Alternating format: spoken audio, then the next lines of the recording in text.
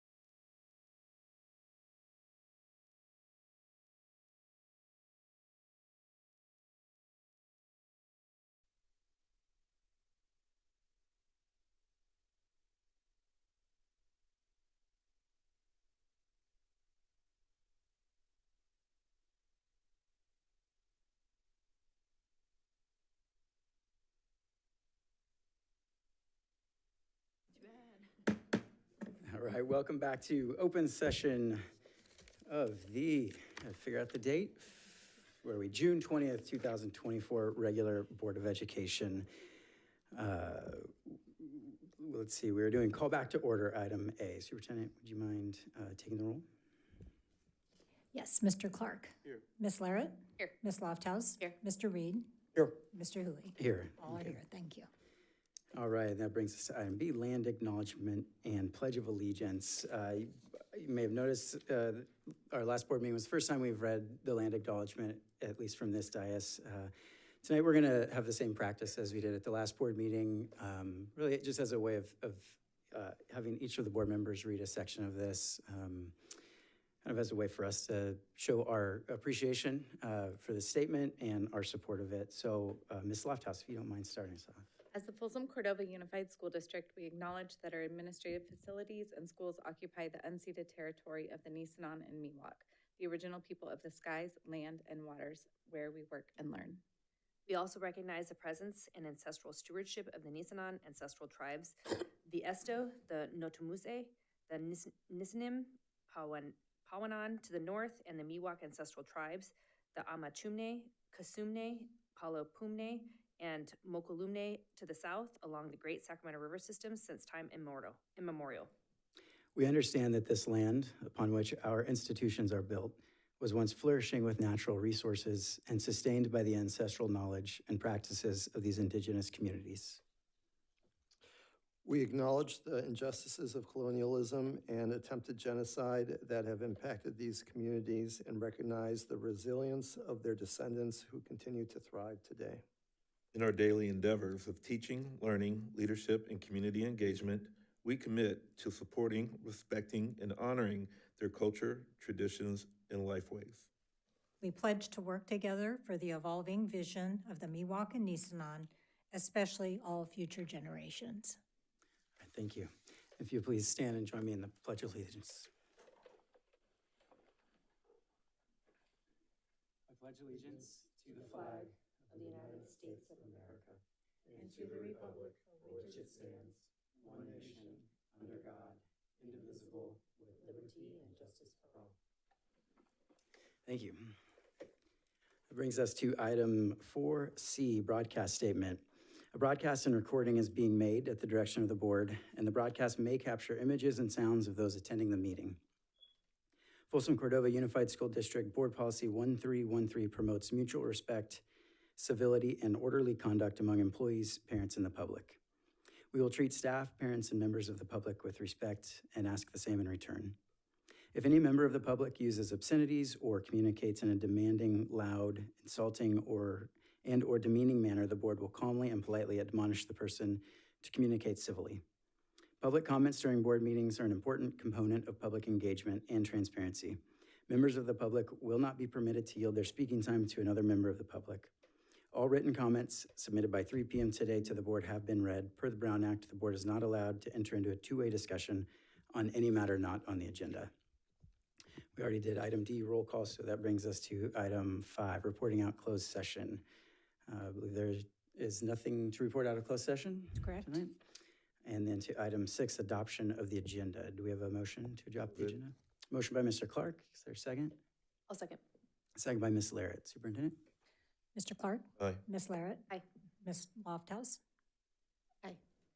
Mr. Reed? Aye. Mr. Hui? Aye. Motion carries 5-0. Thank you. Thank you. And then on to item 7, special presentations. I believe we do not have any student presentations tonight, but we do have a staff presentation tonight.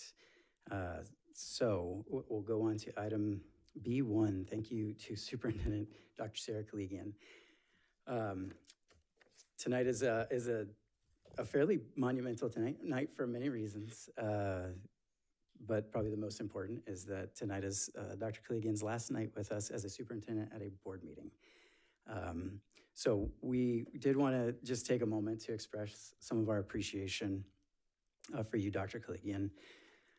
For 7 years, you have faithfully led Folsom Cordova Unified School District. During that time, you've led the board and this district in always putting students first, in thoughtfulness and in wisdom. If anyone were to spend an hour with you, I'm sure it would be clear then they would walk away knowing that you are a champion of students first and foremost. You always put students at the center of your actions as the superintendent. You've led me, certainly, in learning to be thoughtful. When an issue arises, you have a unique ability to see all sides of the issue and to understand how to enter into a conversation, seeking understanding rather than demanding your way. And I would just say personally that I know you've shown me a lot of grace, oftentimes when I'm sure that I did not deserve that, and it is much appreciated. Finally, your wisdom has led this district through the most difficult times any district could have. During the most challenging times of COVID, you were able to lead with a combination of knowledge and heart. As a board, we wanted to express our deepest gratitude to you. You leave behind a legacy that will continue to shape us as a district. We'd like to present you with a plaque that we hope will be a reminder to you of that legacy and the impact that you've made on all of us. Before we present that, I would love to open it up to any other board members that would like to make a comment tonight. Yes, Mr. President. Mr. Clark.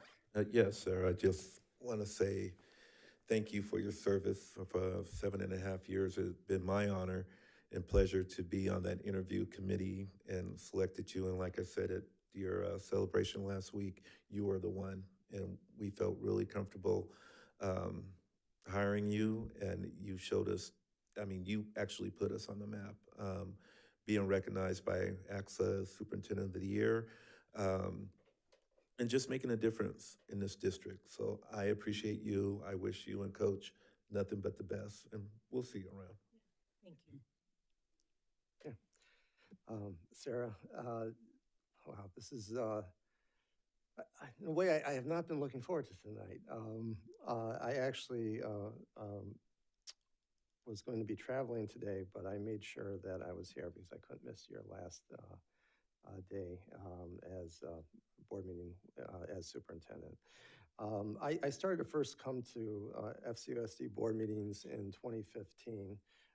At the time, I was president of the Folsom Cordova District PTA and would sit in on the meetings and give updates about the PTA to the board.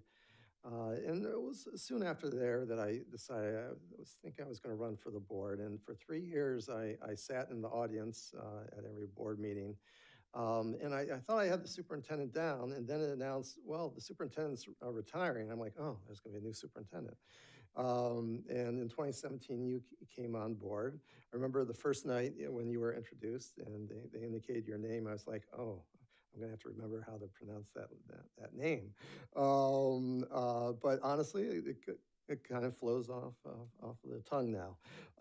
But I remember the very first interaction that we had, or one of the very first interactions we had, was the Folsom Cordova District PTA wanted to put on a drug awareness night.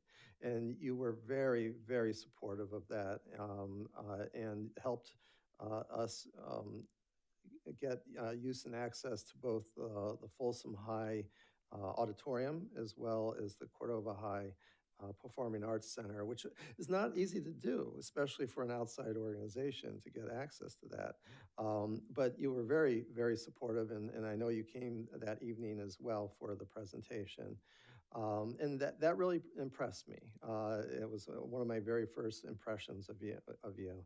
2018 got elected and quickly learned that that's just you. You show up. I mean, literally, you show up everywhere. It's the school visits, football games, performing arts, art shows, extracurricular events at the district. And that doesn't even include everything that you do for the board and the district itself, the administrative side of things, running your executive cabinet, running and I sometimes refer to it as this, a corporation of 21,000 clients and 2,400 employees. The budget, $250 million. I mean, you are the CEO of the most successful school district in the Sacramento region. And it wasn't, you helped create that. That is your testament of what you're leaving is the strongest school district in this region. It's something that's you should be immensely proud of.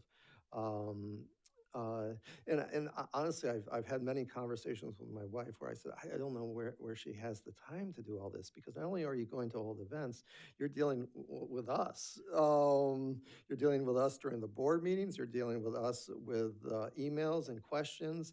You're constantly informing us what's going on via email. It's very rare for us to hear about something before you let us know about it. So you really have set the tone of what it is to be a successful superintendent. That was, my reaction in 2019. And, the first year of being on the board, it's all about getting your feet wet and trying to understand your role and responsibility. So I thought I was all set for 2020. We were going to, and then we all know what happened in 2020. But you led us through a very dark time for public education throughout this country. But in our little part of the world, you led us through that very difficult time, and we came out of it stronger.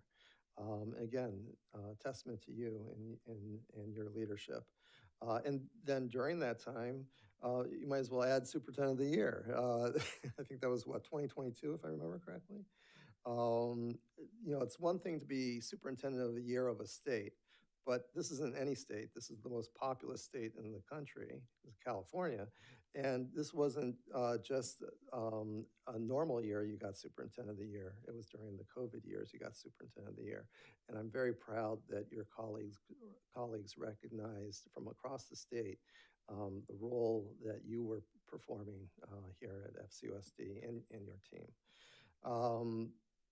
So I guess I just want to reiterate that you're leaving behind a district that's strong and proud and capable to move forward to the next level, and a future superintendent that at least I think no one's going to probably mispronounce your last name. But congratulations. And I hope this will not be, well, I know it won't. We will see each other. I know one of my very first questions when Sarah had indicated that she was going to be retiring or announcing she was going to be retiring, I asked her, are you going to stay in the community? And she said yes. She and her husband love this community. And so I look forward to seeing you out in the community for years to come. Sir, I would like to thank you, not just as a board member, but on behalf of all the parents within our district. I can say that you respond with compassion and kindness and have always had our children at the forefront of your minds. And I can just tell you as a parent, dealing with uncertain times and things like that, you were a beacon of grace and kindness through the whole process. When things were heated and tense, you were able to bring that temperature down. And just, I think that, I know for my kids, they survived a lot better than I think they would have if they had been in another district. And I wanted to thank you for that. And, if I think of Sarah, I can just think of the word grace. And I really have no other word to say but that. But she's not only become, our superintendent, but a dear friend and a trusted mentor. And I just appreciate everything that you've done for all of our families within the district. And just congratulations and enjoy your next coming years. Thank you very much. I feel like I made all my good comments last week. And so I struggled with whether or not I was just going to read through exactly what I said the other day. But I just want to say thank you. And I think that as a leader in any capacity, one of the ways that you know how strong and quality of a leader you were is knowing that you've built a team around you, that you can leave and your work will continue on. And I think that's not only a testament to you and the work you're doing, but also the team that you've built around you to help carry this district to where it is under your leadership. So I have no doubt that your work will continue. And I have no doubt that your legacy will be seen throughout for many years to come in the district. So thank you. And like Jen said, as a mentor and as a leader and as a friend, we very much appreciate that. And I am so happy that you get to spend time with your grandbabies now. Well, thank you so much again. Earlier tonight, I asked how it felt coming in here. I hope you don't mind me saying this, but and I felt the same way. It feels surreal. I think we would all agree that it's a bit hard to believe that that this is all coming to a close, but we're so proud to have worked with you and worked under you, and thank you for all the work you've done in this district. So if it's okay, I would love to come take a picture. Hand this, it's approximately about 80 pounds, this plaque off to you. So be careful, but if we can join us down on the floor.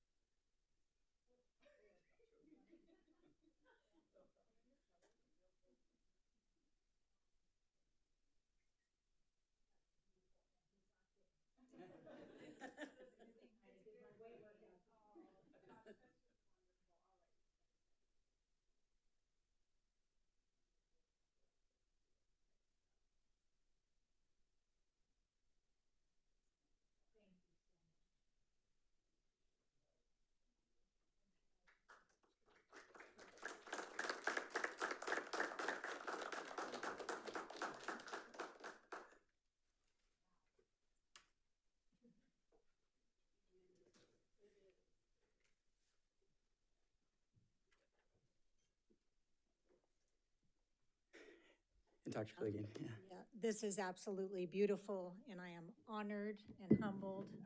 And as Mr. Hui said, it does feel surreal. 37 years of my life, I've been in education, and it has been an exciting journey, and keeping students at the forefront of, in my work every day has really been my motivation and my inspiration.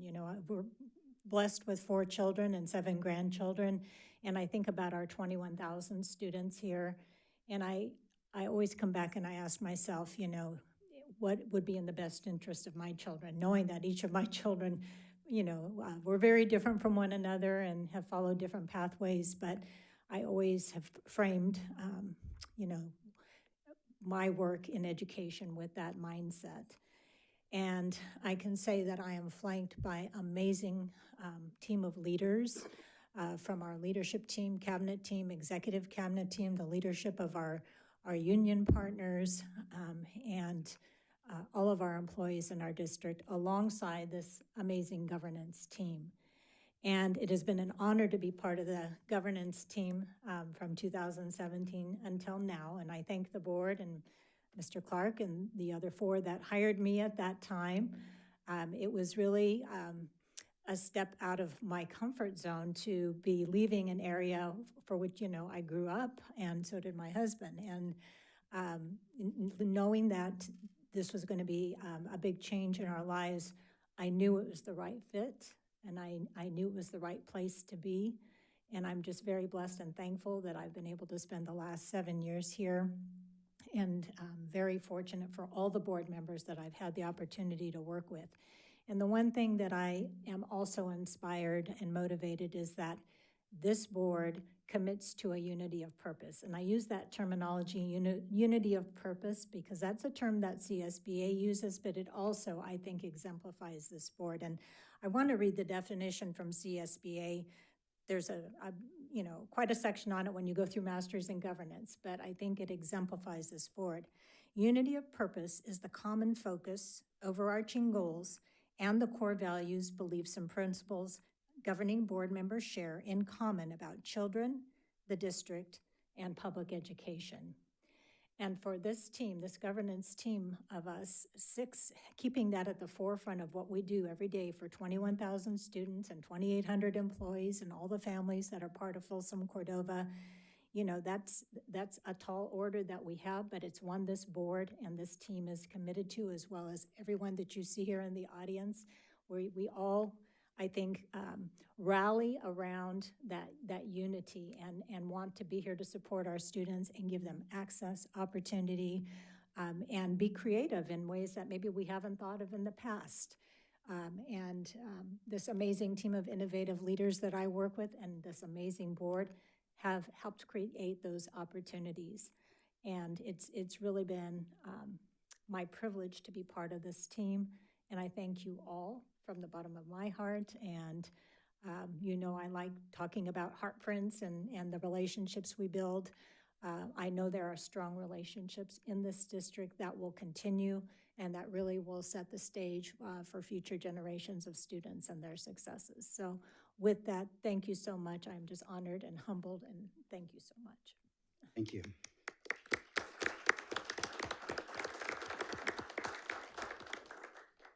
I suppose part of the job of a superintendent is to enter into moments like this and in the next breath, get right back into the grind of the work, which is a bit of what we're doing tonight as we continue this meeting. But yeah, we'll have a chance to share, I'm sure, some more of these words as the next couple weeks go on. So thank you all. That will bring us then to item 8, public comment. Time will be given to the speaker at the discretion of the board chairperson. The law allows the public to address the board on any matter not on the agenda, but the law prohibits action by the board on non-agenda items. We do have one in-person public comment here from Earl Smith. Mr. Smith? Welcome. Thank you. Good evening. Congratulations, Dr. Cleveland. I've talked quite often in the past few board meetings about the situation with faith. In that, I've left out who I actually am. So I'm a multi-award winning film composer. I have music that plays all over the world. Music, to me, is not necessarily something you listen to, but it's something that I create, which is creating an intellectual property, which then I look for ways to exploit for financial gain. That's the sole purpose of it. So when my daughter's in a school district and she wants to take after me and study music, that's the angle we look at it. So when a school has programs teaching music and they say they are the #1 program in the nation, are they excluding people or are they actually building students to create intellectual properties that they can later exploit for financial gain? That is the world of the industry. When I got sole custody, I was taking a master class from Aaron Martin. Aaron Martin does all the percussion for James Horner. So the first Avatar, he had this master class to find talent to work with him as he worked with James Horner for Avatar. He selected me. I said no. The reason I said no, because it was 12-hour shifts, 6 days a week, and I just got sole custody of Faith. So what did I do? I consulted. His only interest was to make his drums sound as big as mine. So when it says here in the mission statement to provide excellence in educational programs, so everyone says, well, Folsom High's jazz choir is the best in the nation. Are they training students to be the best in the nation? Are they excluding students while the next school is trying to build students? Maybe one student is not as strong as the others in the jazz choir, but they still train that student. So making the long run marathon, the other schools, in my eyes, would actually be the award winning because they're building people up versus tearing people down. I've shown Mr. Clark, I've shown Mr. Reed, I showed Dr. Clegan today a picture of the closet that the jazz teacher was putting Faith in. That's a sign that just emotionally deterred a child. So are we gonna build as a district or are we gonna tear down? Thank you. Thank you, Mr. Smith. I see no other in-person comments. There are none online, so we'll move to item 9, reports of district organizations. Starting with our student advisory board. Neither of our student board members are here, so I'm assuming there is no report. And then on to California School Employee Association. You were hoping for that student report. A couple more minutes.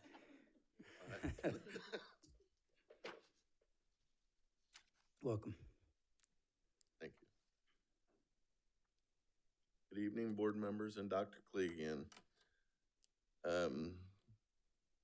Chapter 528 was able to ratify MOU 16, MOU 17, MOU 20, MOU 21, MOU 22, MOU 23, MOU 25, and MOU 26. MOU 24 did not pass ratification on June 7th. With that being said, CSEA 528 gives their consent for the district to hire for these jobs: athletic clerk, child welfare and attendance specialist, bilingual community safety specialist, and also certified occupational therapist assistant. This is the reason the MOU did not pass. Job number 3, certified occupational therapist assistant, had an identical job description to child welfare and attendance specialist.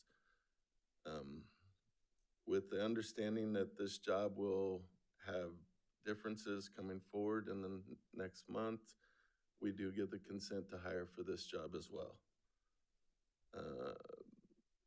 Being that it was the same range as child welfare, or different ranges from child welfare and attendance specialist membership, thought it would create an inequity having the exact same job description connected to 2 jobs that had different titles.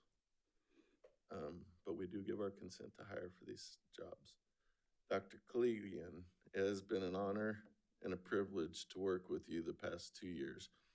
You have no idea how much of an impact you have had on this district.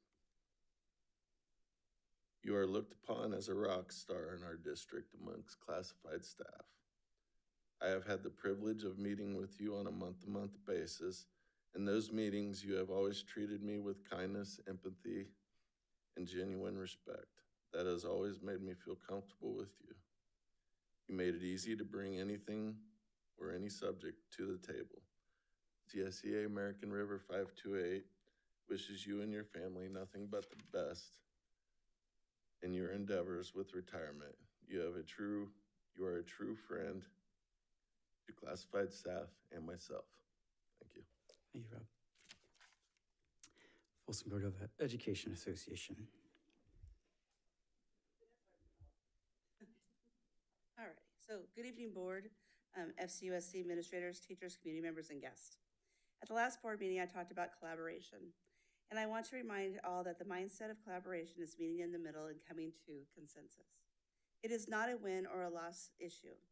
It should be an issue that keeps everyone in mind, and that our collective energy is for the good of all: students, classified, certificate, management, and even our confidential employees. Everyone should be working together to make the place people want to come to, want to be at, and to be from.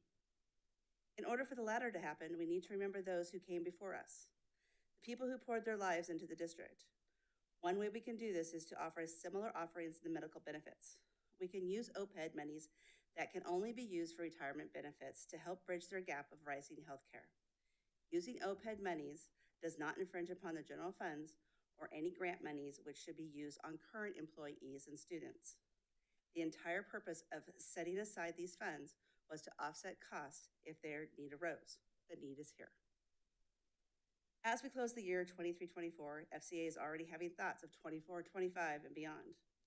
Jointly through committee and negotiations, we will be overhauling the medical benefits and thinking outside the box. Nonstop is a bandage. It is not the cure. As we collaborate, there's that pesky word again, we can't keep thinking that past practices should continue. We must look forward to other models to make the rising costs manageable. This will be one of the major lifts that FCEA will process along with the teacher evaluations. We look forward to seeing a new horizons with both of these endeavors.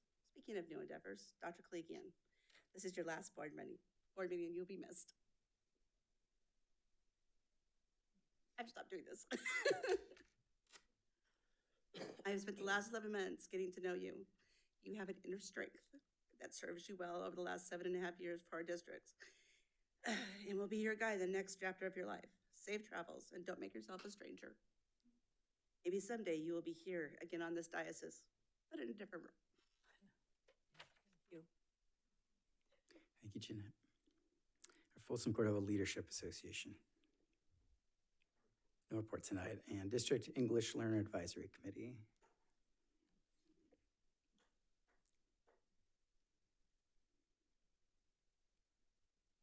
I want to tell you that there's no report from DLAC and our parents, but I do want to extend a comment from the president, Ms. Pimentel, and representing our parents and thanking Dr. Kaligin for all the many times that you were present at DLAC meetings and parent summits and took the time to sit and listen and advocate for all of our parents. On behalf of all of our English learner parents and DLAC, gracias.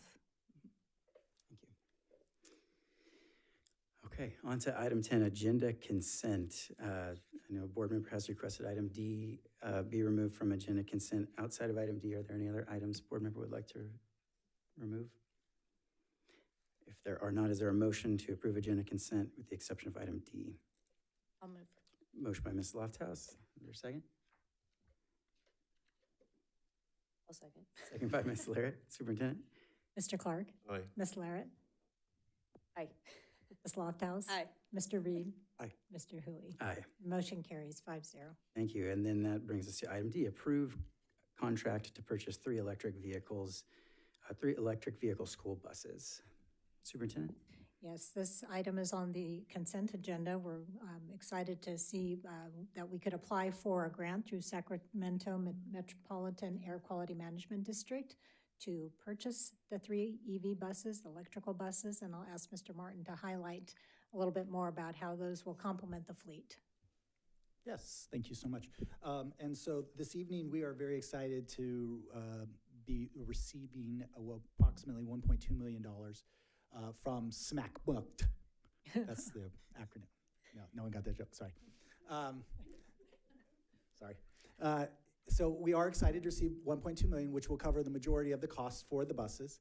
We will be receiving three electric buses. They are, I know the board had asked this, they are about 30 feet long. They are 39 passenger buses, or 39 student capacity passenger buses. They're smaller buses. The intent on these is these work well for our special education students, and so that will be the purpose of these buses for routes. They will include a lift as well for wheelchair lift and adjustable seating. So we're very excited to have that. Those come into the fleet. They will take a bit of time. I forget what our timeline was. I think it was 6 to 8 months on those. If you remember, originally we were going to receive, I think it was 6 buses, and then because the original vendor could not make that happen, we ended up with only, I believe, 4 buses. So we currently have 4 buses. This will bring 3 more into the fleet, and so we'll have a total of 7 electric buses. So Great. Questions or comments from the board? No, really, the reason why I pulled it is just as we're going into budgets and things like that, I just really wanted to highlight for the public that this is grant monies that we're receiving, that we're not spending exorbitant amounts out of general funds. So just really kind of want to highlight, probably I'll be pulling these as we kind of go through the next, several months up to the year. But thank you guys so much for applying for the grants. We appreciate that. Anytime that we can get those grant monies, we're always very appreciative of that, to keep our fleet and, be very conscious for the environment. So I super appreciate that too. But just really was just pulling it just so that we could just talk about the fact that it was grant monies that we're paying for the majority of the cost on these. from SMACBUCT. Exactly. Thank you. That's it. Okay, are there any other questions from the board, comments? Not seeing any. I don't see any in-person public comments. Are there any online? No. Okay, so do we have a motion to approve item D? I'll move. Motion by Ms. Larrett. Is there a second? I'll second. Second by Ms. Lofthouse. Mr. Clark? Aye. Ms. Larrett? Aye. Ms. Lofthouse? Aye. Mr. Reed? Aye. Mr. Hui? Aye.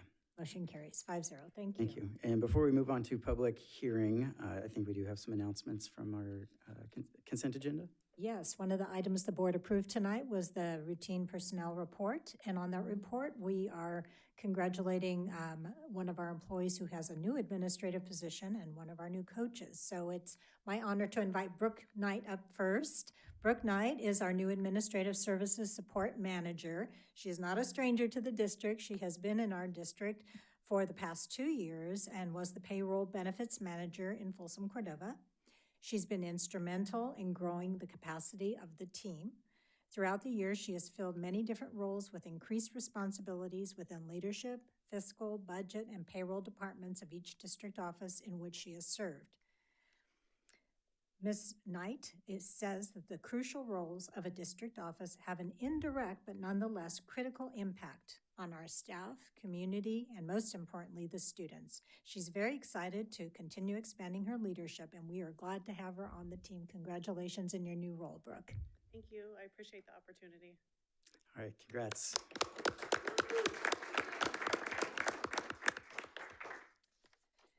And it is also my pleasure to introduce Coach Kevin Bridgeforth to the podium and welcome him aboard. Folsom Cordova is delighted to announce the appointment of Mr. Kevin Bridgeforth Jr. as the head varsity boys basketball coach at Cordova High School. Coach Bridgeforth brings a wealth of experience in basketball coaching, having worked with teams from the youth level up to collegiate levels since 2013. He is dedicated to promoting both academic and athletic excellence and offers a dynamic blend of leadership and expertise to our school community. With years of experience coaching college Division III players and most recently at St. Francis, Coach Bridgeforth will be working on campus at Cordova High School starting this fall. He has consistently shown a passion for creating environments where student athletes can excel. Please join us in congratulating and welcoming Coach Bridgeforth to the Folsom Cordova team. Thank you. I appreciate the opportunity. Thank you. Excited to have you around. Thank you.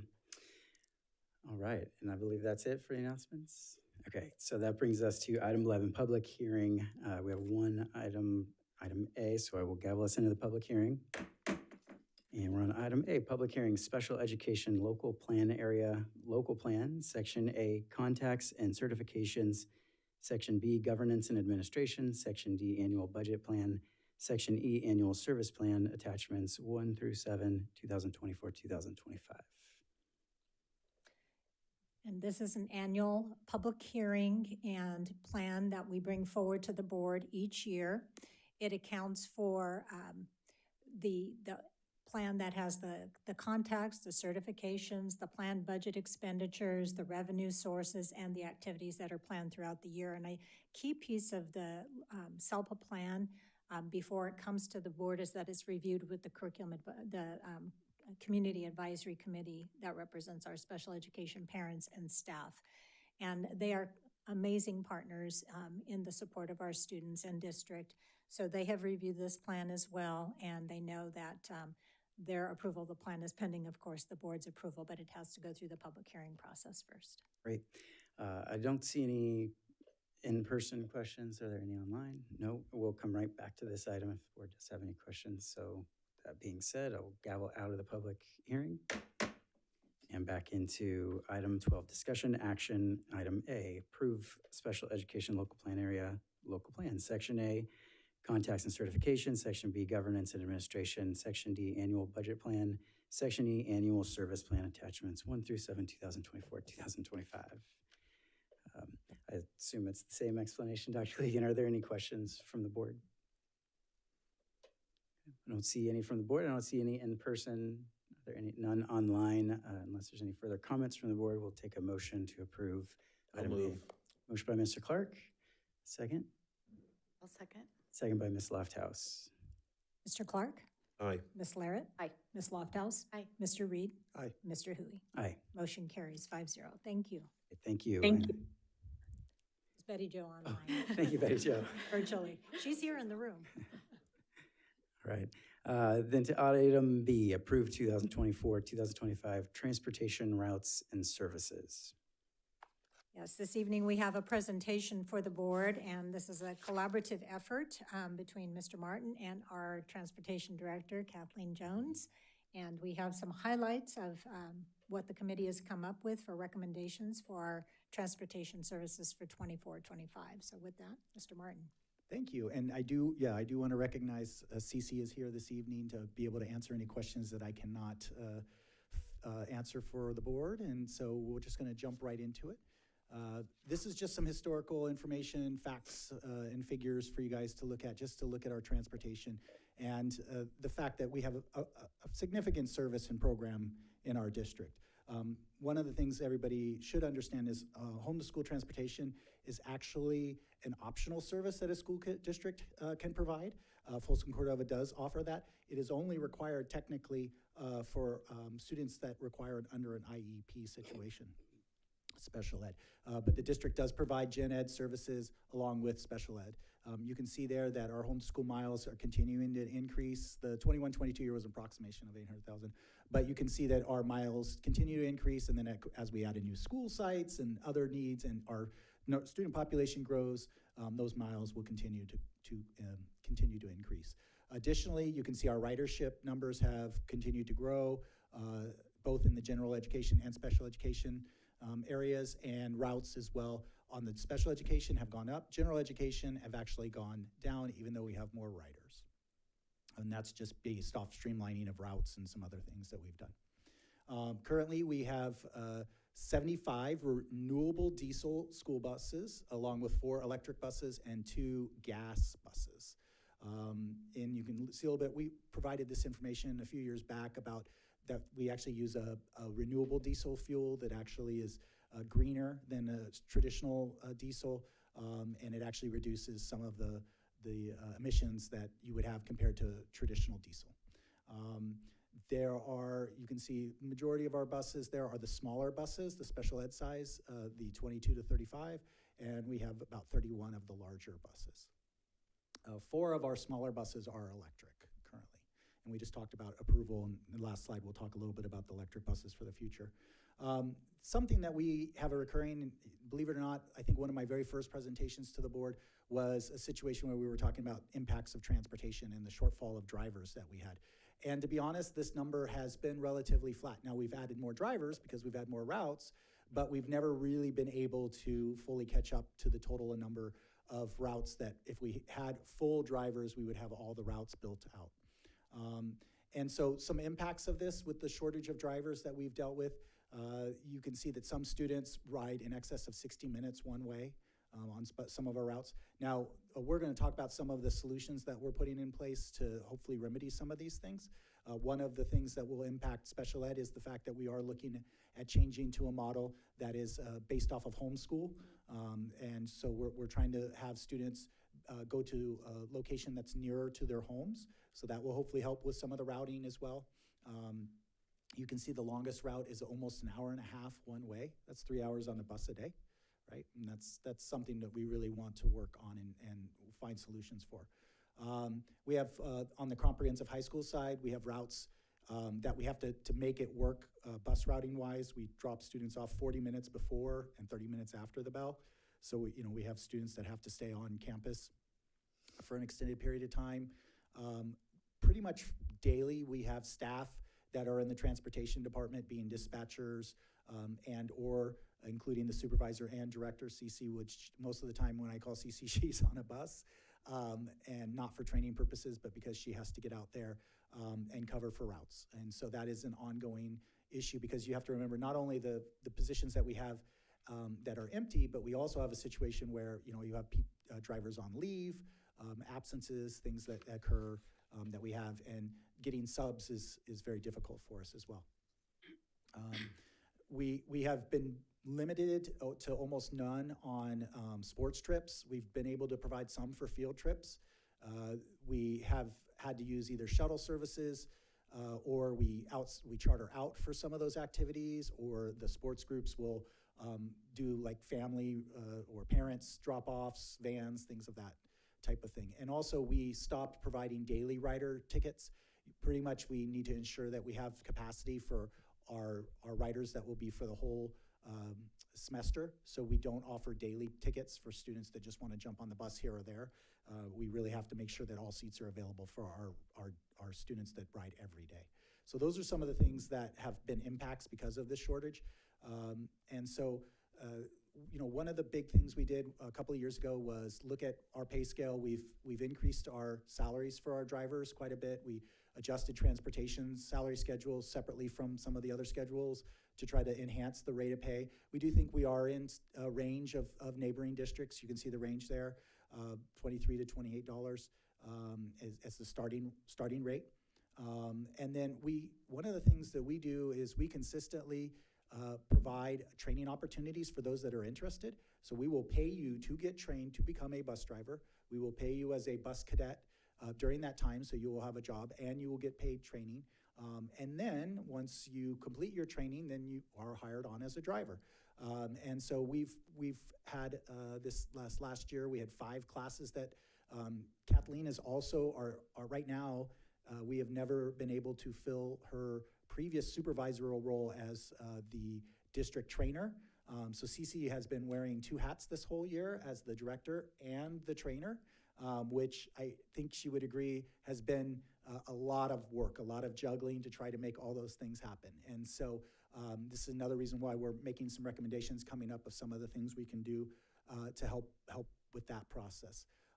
And so at this point, we had 27 applicants go through the process, 10 completed through the whole thing, and all 10 were hired on by the district. And so fortunately, we were able to bring those on. But through attrition, through retirements, other things, some of the routes have been filled, but majority of them, again, still have not. So we're not being able to keep up. And this is not unique to us, not only in California, but across the United States. There's been some school districts that actually went to 4-day weeks because they didn't have enough drivers.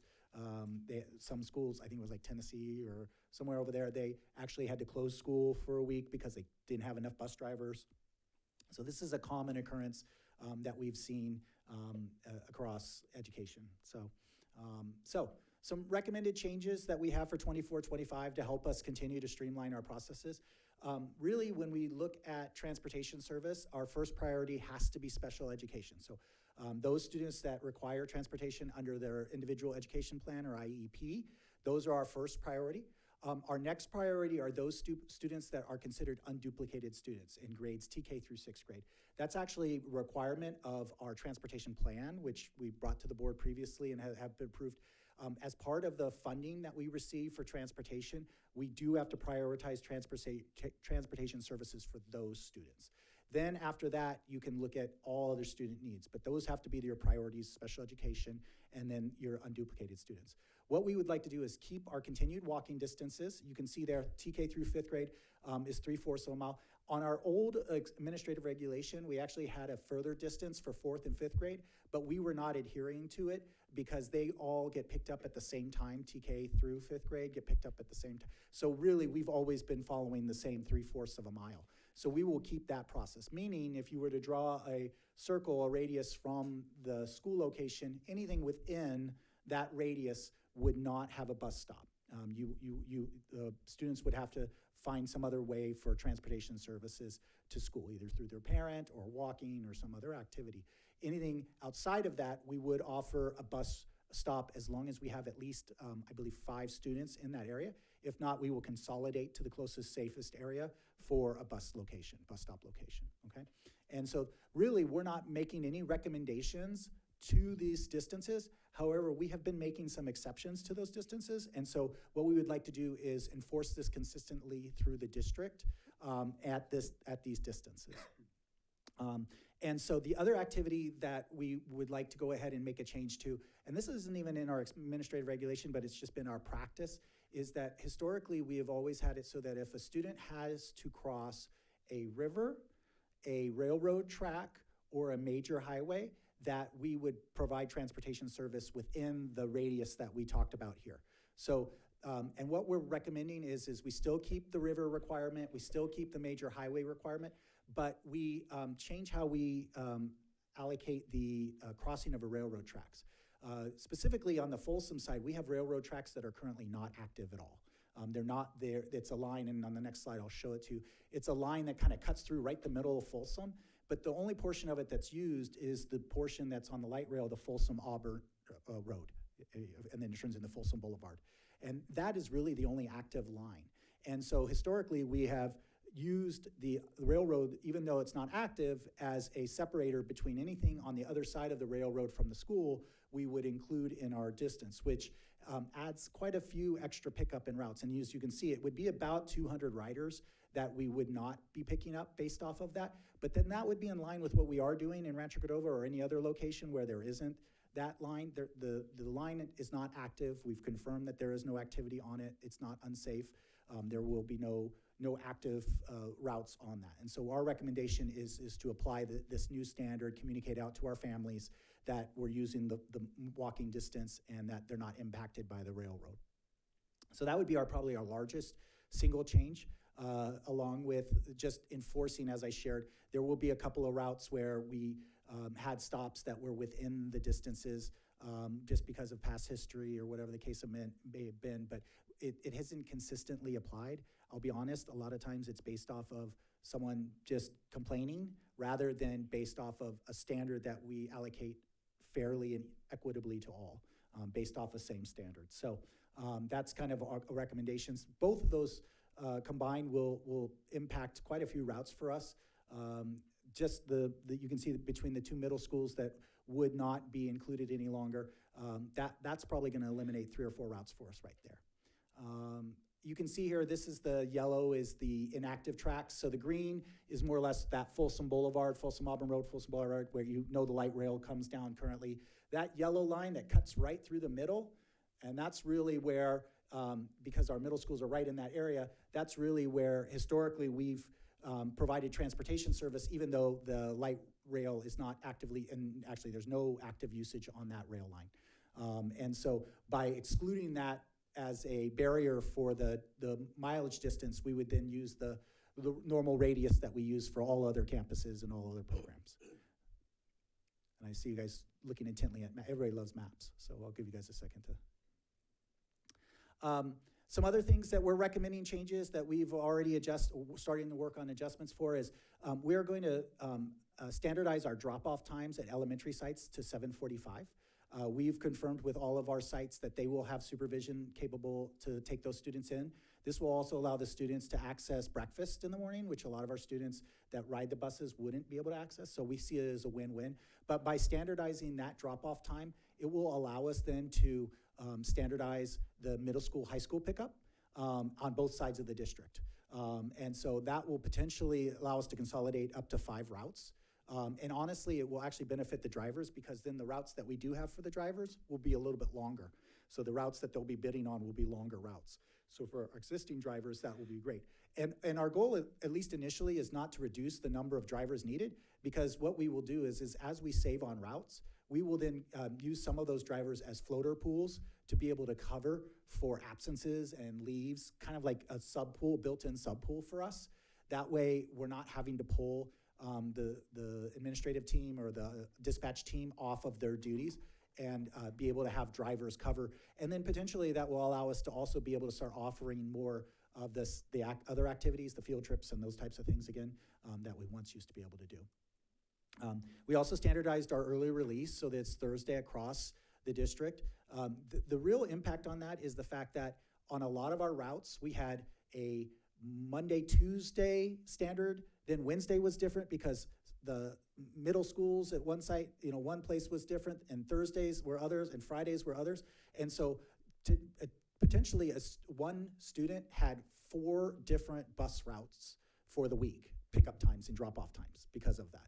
And so what this will do is we'll standardize it so that we only have 1 day a week when we have a different pickup drop-off time than the other days of the week, which that alone, just for the confusion of our families, will be huge, but also it will allow us then to standardize our routes better and be more efficient on drop-off pickup as well.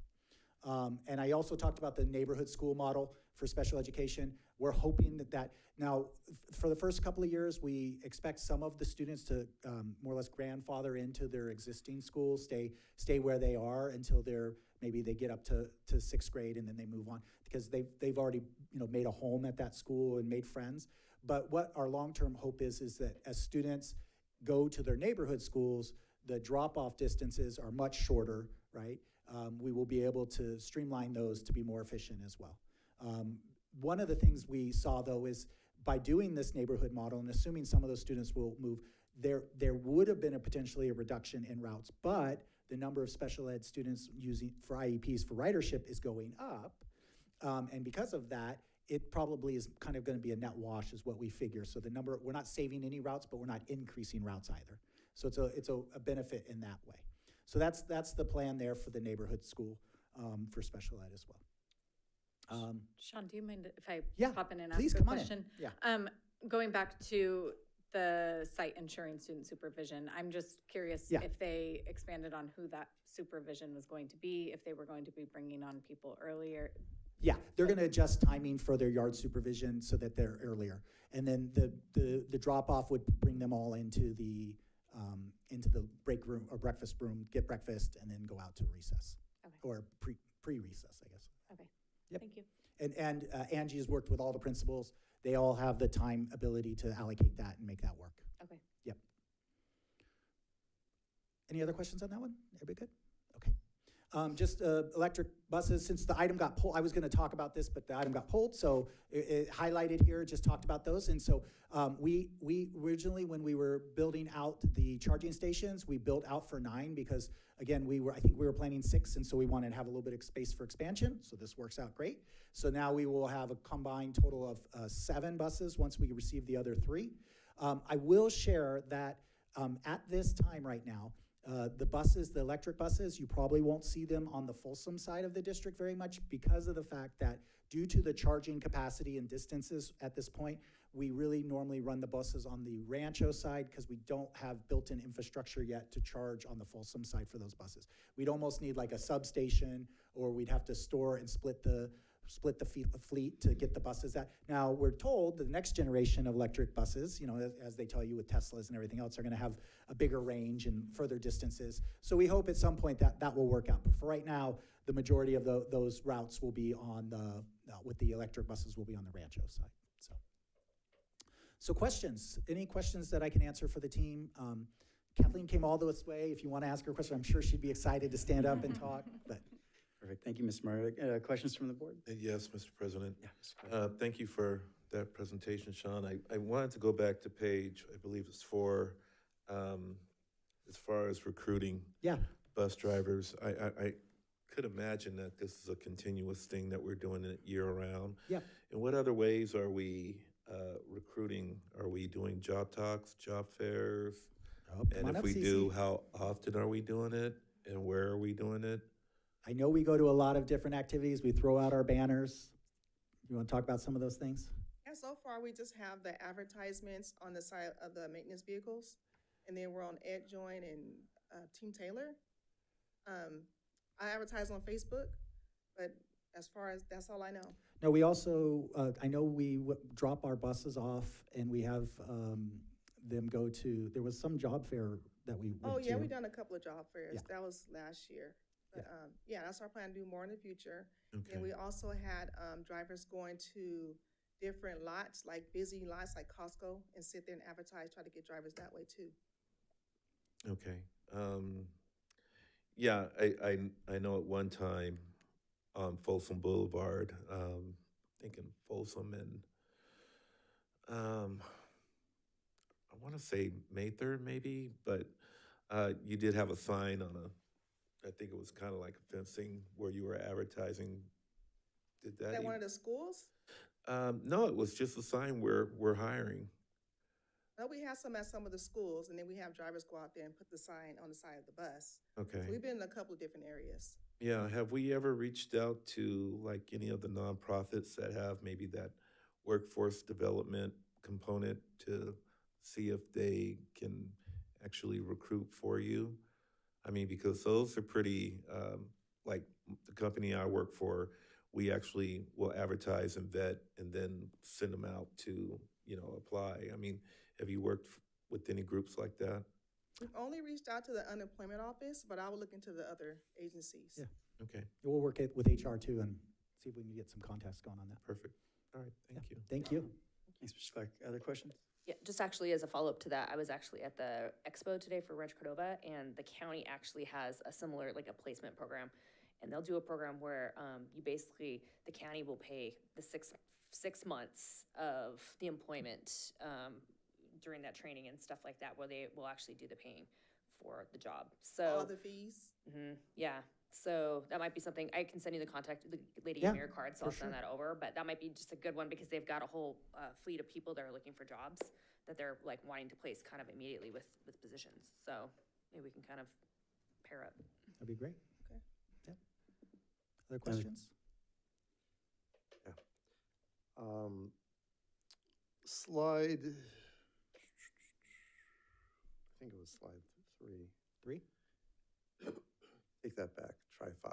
Okay. There we go. The mileage distances, those are the current distances that are in place? Yes. With the exception of the.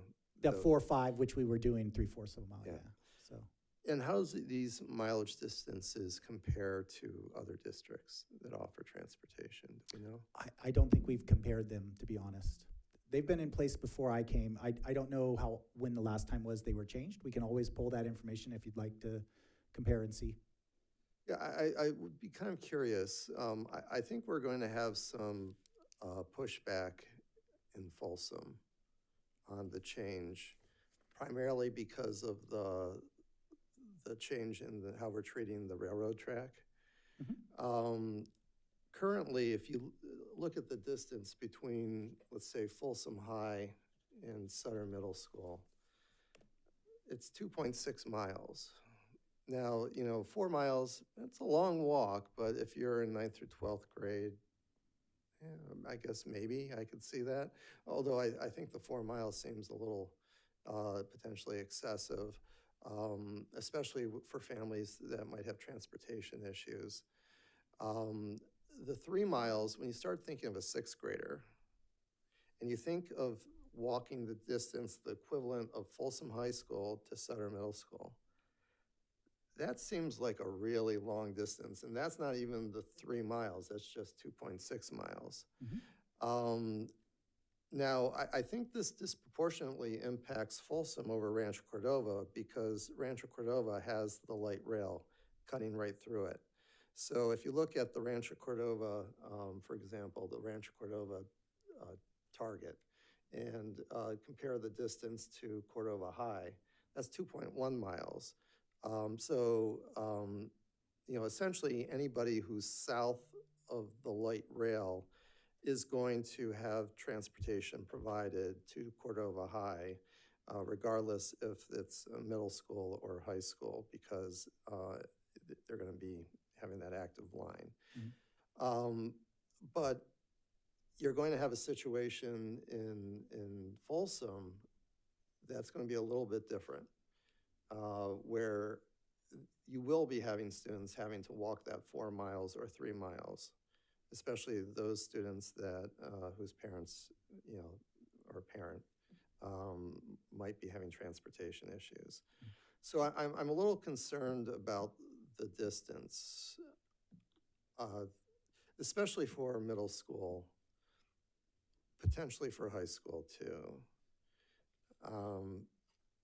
I understand it's been our existing mileage, but not really, because we've been treating this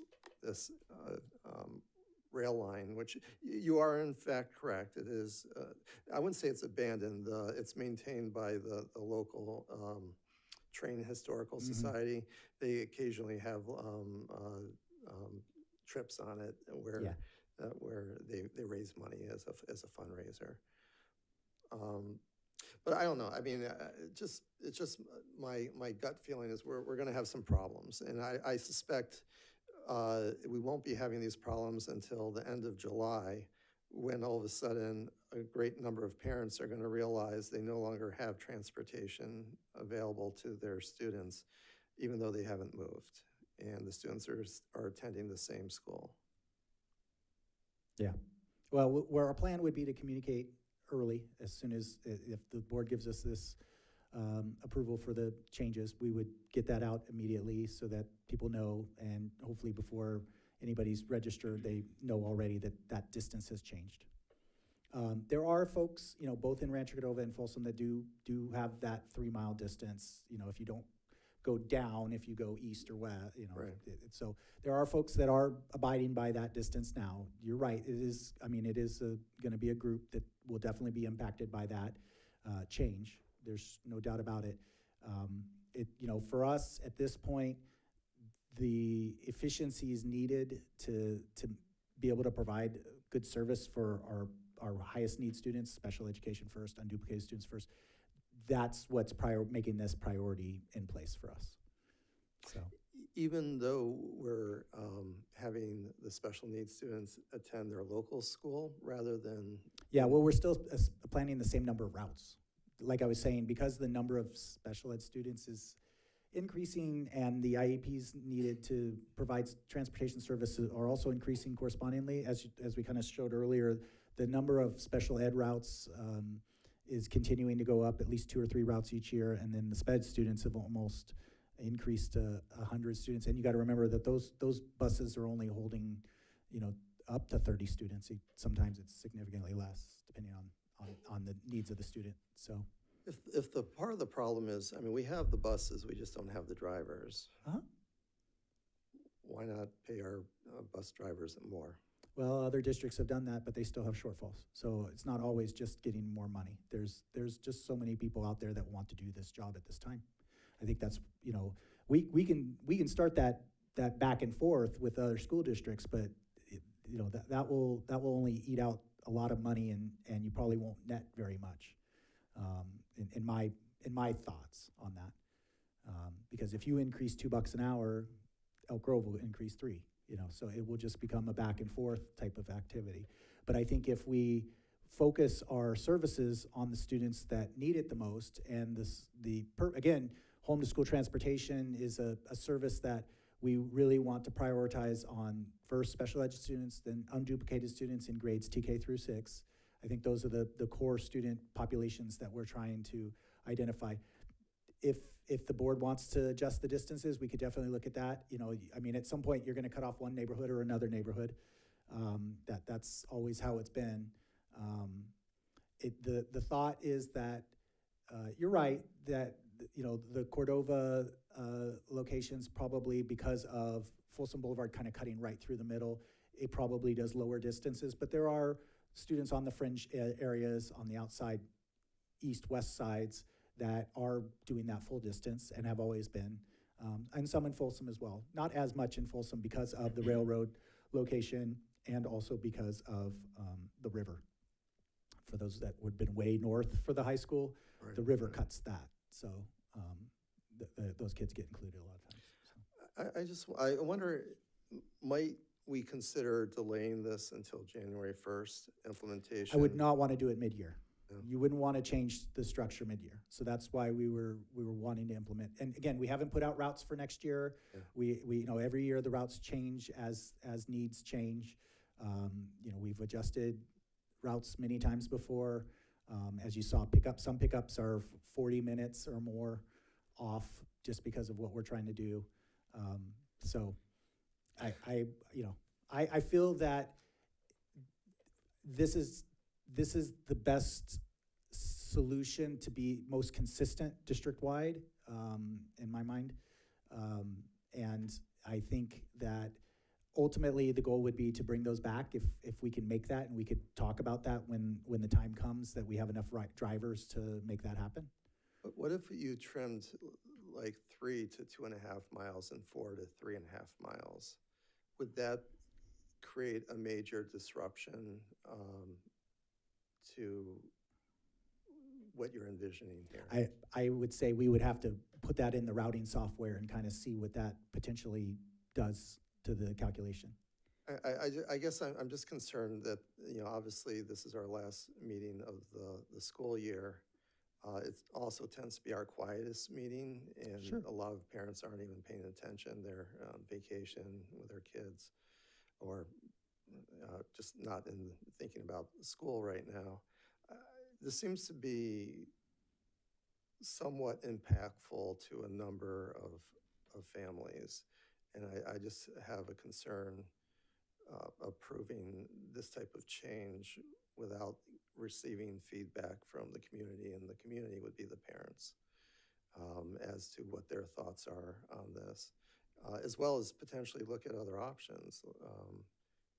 2.5 mile. I mean, a half mile, it is not a lot, but it's a lot to someone who's in sixth grade. I mean, some of these sixth graders, they look like fourth graders. I mean, they're not, that's a lot to expect for them to walk. Yeah, Mr. Reed, I agree that it does seem like a long distance. I mean, these are the numbers we've had, it sounds like, for quite some time. Sounds like we've probably been bending on those for a while. Sure.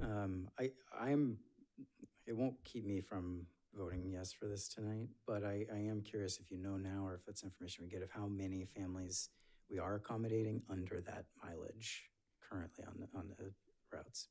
Well, I only have the impact of the getting rid of the rail line. So it's about 100 riders for Sutter and 100 for Folsom. So a number of families, 60, 80 at each, maybe. I don't know, because there's going to be siblings in there and that type of thing. Right. So, yeah. Okay. I can't guarantee a number. Yeah. Unless there's more questions, where I'll take it out for public comment. Not seeing any. Jeanette Sansbach?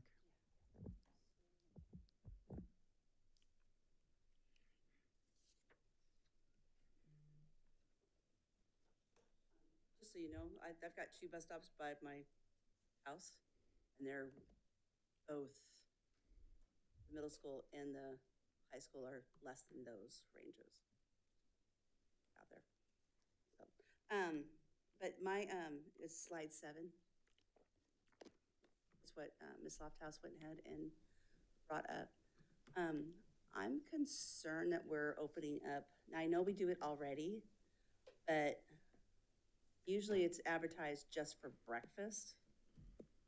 Now that we're opening up schools at 7:45, the influx of parents dropping off kids could go up astronomically at some sites. And though I know you've been in talks with principals and those type of things, my question is, what if somebody goes ahead and calls in sick? Then what happens to the 100 students that are hanging around and there's nobody there to watch them? Because teachers don't even have to go ahead and, by contract, don't have to go ahead and be on site until 8:15 if they choose. So you could literally have all these kids around with just like the lunch people who are just serving breakfast. That is a concern, because I know that sites are having troubles with getting yard supervisors. Thanks, Jeanette. All right, I don't see any other in-person comments. Mr. Smith, did you turn a card in? Okay, come on up. Yeah. My fault. That's over there. All right. Mr. Reed, I might need a few more minutes than 3 minutes if you could ask for more or allow more, that would be great. I'm gonna just, let's stick with 3. I'm gonna try to maintain that. Okay, so I'm gonna come from the perspective of moving from Los Angeles to here. A lot of single families in Los Angeles. Here, you may have a demographic of a family who has higher income will have one parent who's at home take the kids around. Here, coming here, I'm teaching music privately in El Dorado Hills, so I have 41 families that I deal with, and usually one parent drives the children around. However, the children who usually take the bus is usually taking the bus because they don't have another parent to take the child. Mm-hmm. 4th grader, when my daughter moved here in the 4th grade, we lived close enough we could walk, but I walked her. But that was because the first year I moved here, I lived with my mother. So sometimes my mother walked her or I would walk her. When you think of 100 children or 60 children within one school, and there's no longer, they have a longer distance to walk, and especially if they're elementary, then you're gonna deal with truancy. I mean, I got 2 truancy letters, and so I understand the truancy law.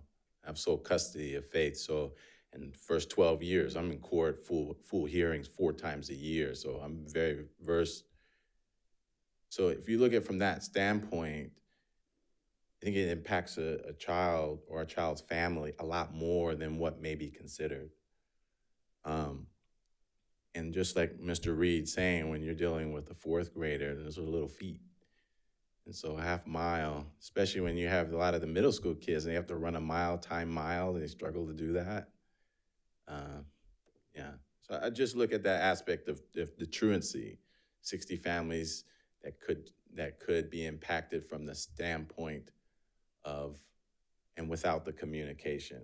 I will have to say, the districts, as I moved here, when it comes to getting the kids to school and the time frame, or even at Folsom High, the classes, there's not a lot, it's not good communication that happens.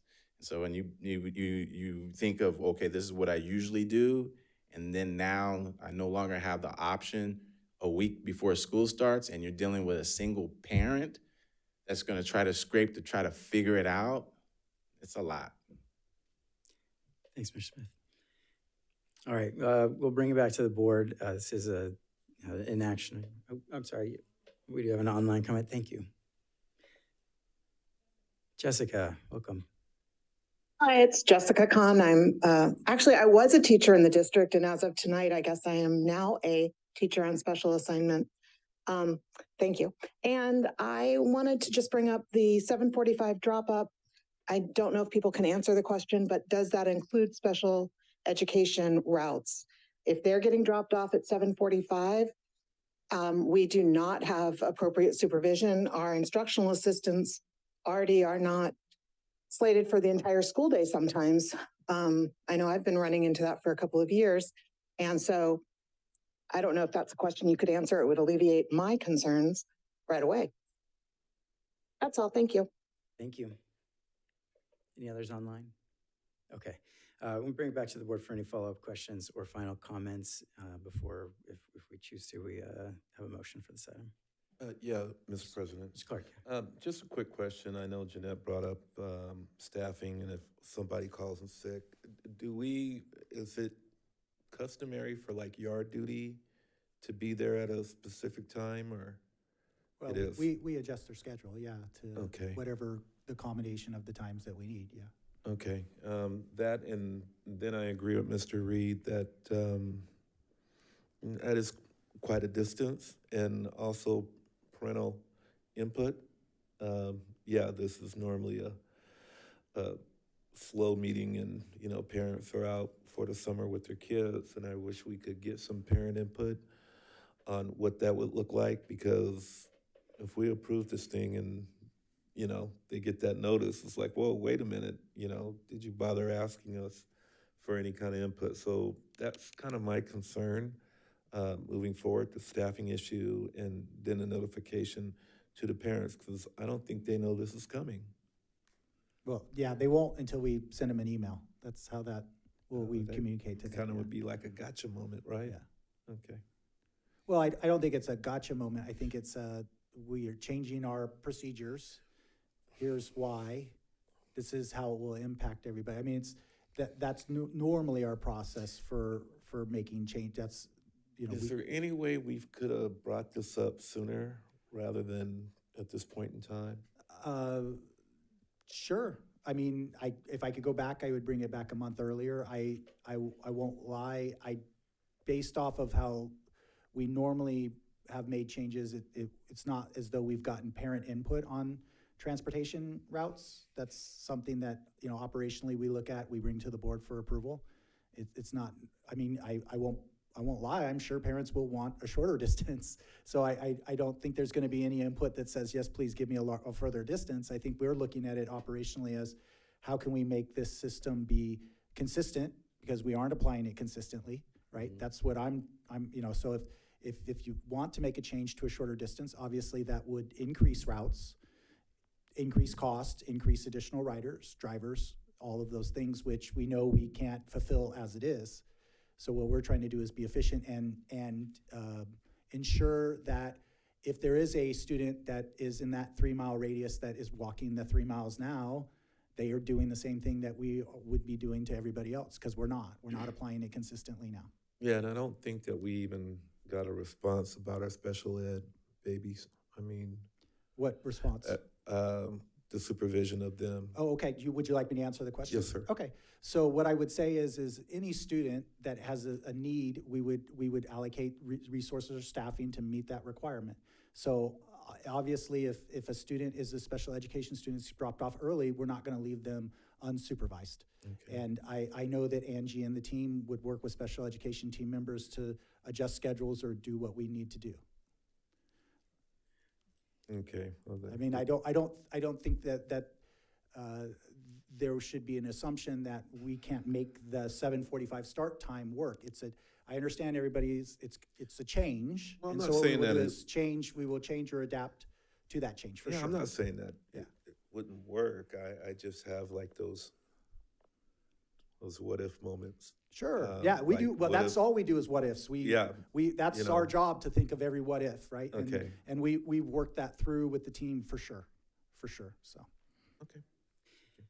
I mean, so it seems like a couple of things going through my mind. Number one is, like, I don't think it would be fair to ask to make a change to the distance as part of this motion. Okay. Because we would be making a fairly uninformed decision at that point.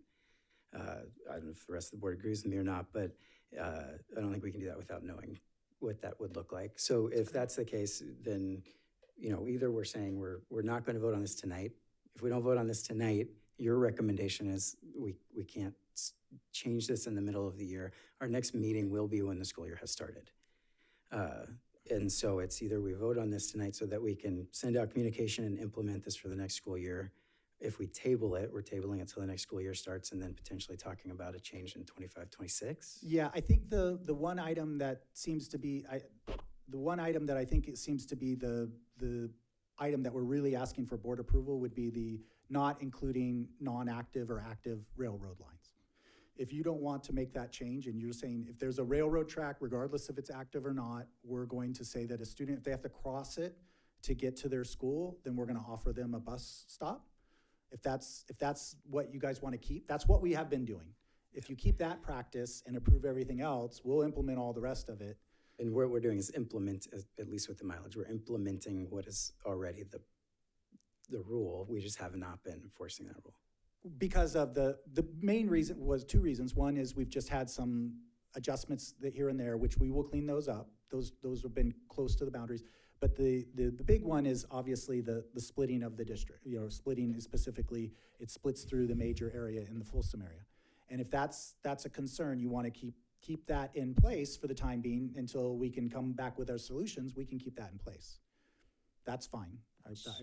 Sean, Yeah. one thing, I mean, if we look at the reason that rule was created, it's created for student safety, and walking across an inactive railroad line does not create any safety risk to students. So what I would maybe suggest is that we look at, like, this plan looks like it was created so that the students that are riding the bus aren't on the bus for an hour and a half before and after school each day. And we're providing the services to the students that most need it in a way that is a quality product, basically. Would we possibly be able to say, if we are able to hire additional bus drivers, then we can continue to provide a route to these students that are going to be impacted? But the rest of the plan is logistically what we need to do as a district to provide the services to the students that need it, with who we have and our number of buses and the number of students that currently ride it and are our top priority.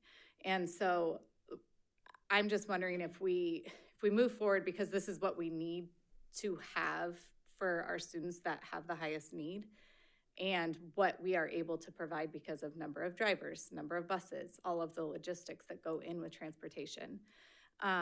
There needs to be consistency. There needs to be a plan that works for all of our students, but potentially with those students that are impacted, if we are able to hire additional drivers, then we would be able to potentially allow those routes. But that original rule is set in place for student safety, and walking across an inactive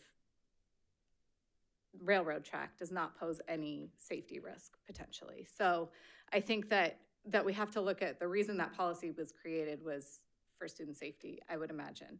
And then it's sort of been a loophole that's been going through, and now it's created an issue because we don't have enough drivers to give the students that need it a ride. So I'm wondering if we should look at it as okay, we have this that we really need to do to provide a service to students that need it. And I'm not saying other students don't need it, but then if we potentially are able to hire additional drivers by actively recruiting and doing all of these other things that we've suggested, then we could open up that to allow those students to have a ride too. I don't know. Yeah, I think I would agree with that. I mean, here's the bottom line. When I look and I see a kid that's on a bus for an hour and a half for 3 hours of their day, I mean, that's just an unacceptable timeline, number one. Number two, there are districts that provide no transportation. Natomas being one of those that, you know, so it's like, I would love to say that we could offer transportation to all of our students. I mean, as a parent, I'm like, you know, I've had schools where I've had 4 drop-offs. I mean, I would have loved to have had a bus, but just didn't live in those ranges, you know, and, you know, you have to kind of figure it out. I know that's, you know, it's luxury when you have a 2-parent household or, you know, grandparents that live in the area that can assist you with that. But there are school districts who do with no transportation at all. So, you know, if we have to make these adjustments in order to make it efficient, and I mean, if we have supervisors who are supposed to be, their primary job is to be in supervisory positions, and they're out on the routes and things like that, that's also problematic as well. And, you know, we're stretching our staff at the same time too, you know. And I would love to say if we could really dig into some of these other options like Mr. Clark was talking about with hiring more bus drivers, and we could pursue those, then, you know, I would at least like to communicate this to the parents sooner than later. And if we like get a windfall of bus drivers, great, you know, that would be amazing. But I kind of feel like we can't just apply the rules that we've set forth just sometimes this way and sometimes that way. You know, if we're gonna have it, and that's the distances, then those have to be kind of the distances, you know, and that's kind of what we've set forth. So that's kind of where I'm at with that. Yeah, Mr. Reed. Yeah, you know, another thing to take into consideration is when you look at both the city of Rancho Cordova and the city of Folsom, and not to overcharacterize, but the communities that are separated by a highway or by a river or by a light rail from their middle school to their high school, or from their middle school and from their high school, tend to be the most social, economically wealthy communities. So we will be busing the wealthier students, or the students from the wealthier families, shorter distances to get them to their middle school and high school than the thresholds that we have listed here.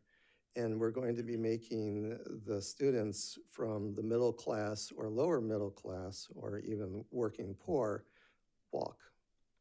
I have a real problem with that. I guess, you know, could we amend the motion to increase the salary for bus drivers by $2 an hour? That's a negotiated item, no. Oh, well. Could we amend the motion to reduce the mileage by a half a mile? You can make any adjustments you guys would like on that, yes, for sure. If the purpose of it, though, is if you're trying to target students of need, then what we would do is prioritize ridership on unduplicated status versus distance, if that's what you were trying to focus on, right? So if you want to make it so that ridership is only available to those that qualify for unduplicated status, or if you want to make it so that you know, there are other ways to potentially get that, and obviously that would require more conversations because the number of students impacted by that. But the priority is supposed to be for unduplicated students. So you're right. So if student is, you know, 2.5 miles away and they're within the distance, and you know what you were speaking to could be accurate. I don't know the demographics to make a clear data decision on that, but you know, we could drive that data. Obviously, it's a lengthy analysis, a lot of conversation. We would have to provide a lot of detail for the board on that, And so I think this is an item that there is concerns.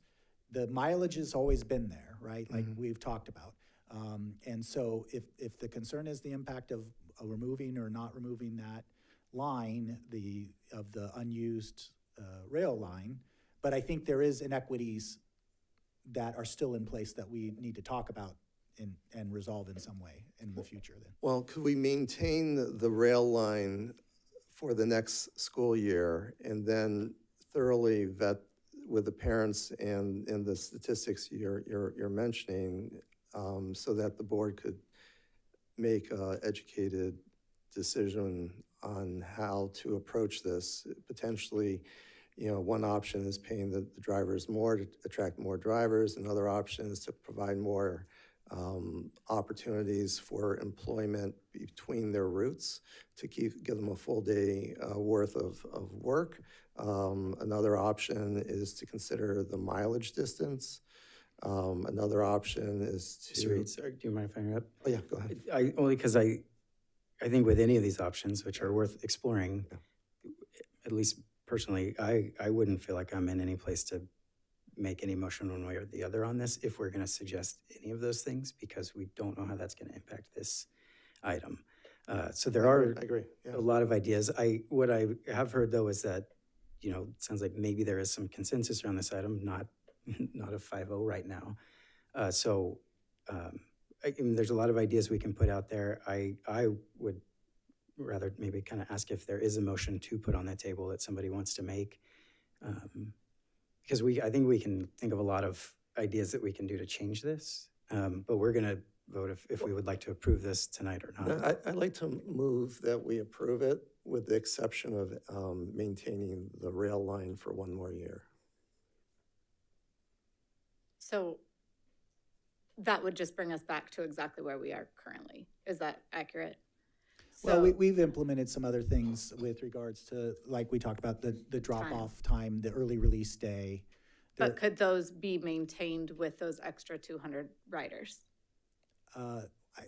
Well, right now we're having impact. The drop-off time will help with some of the routes. There's definitely a piece there. We were just trying to bring all the efficiencies in place.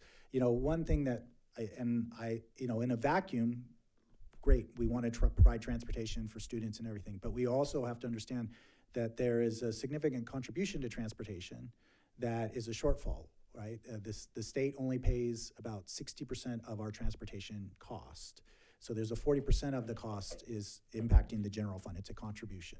So when we talk about reducing distances, we talk about increasing routes and some of those types of things that come into play when, we are going to be discussing, some harder times in the future. And so as a standalone item, yes, transportation is important, but as you heard, some school districts have eliminated it because they know those dollars could also be used for classrooms or other purposes or, other needs that the district has. You just have to weigh all of them, which by itself, this sounds like a no-brainer. We should always provide transportation at a very short distance. But in the realities of it, we have to look at it in the totality of our total budget.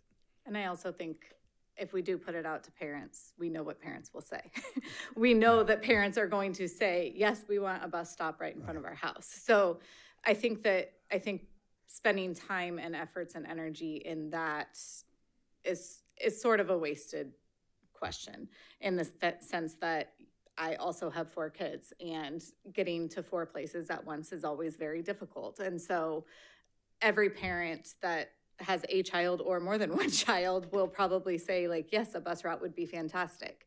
And so I don't necessarily think that that's time well spent because we already know what parents will probably say in their wishes and desires, but we are looking at potential budget cuts. And so we have to look at efficiencies and how can we be most efficient as a district across the board. And in our procedures, how can we follow the same procedure across the district, making sure that the students that are most in need, I mean, my preference and I think what we are supposed to do anyways is special ed and then unduplicated students. And so that would be the priority over distance, it sounds like, because of that. But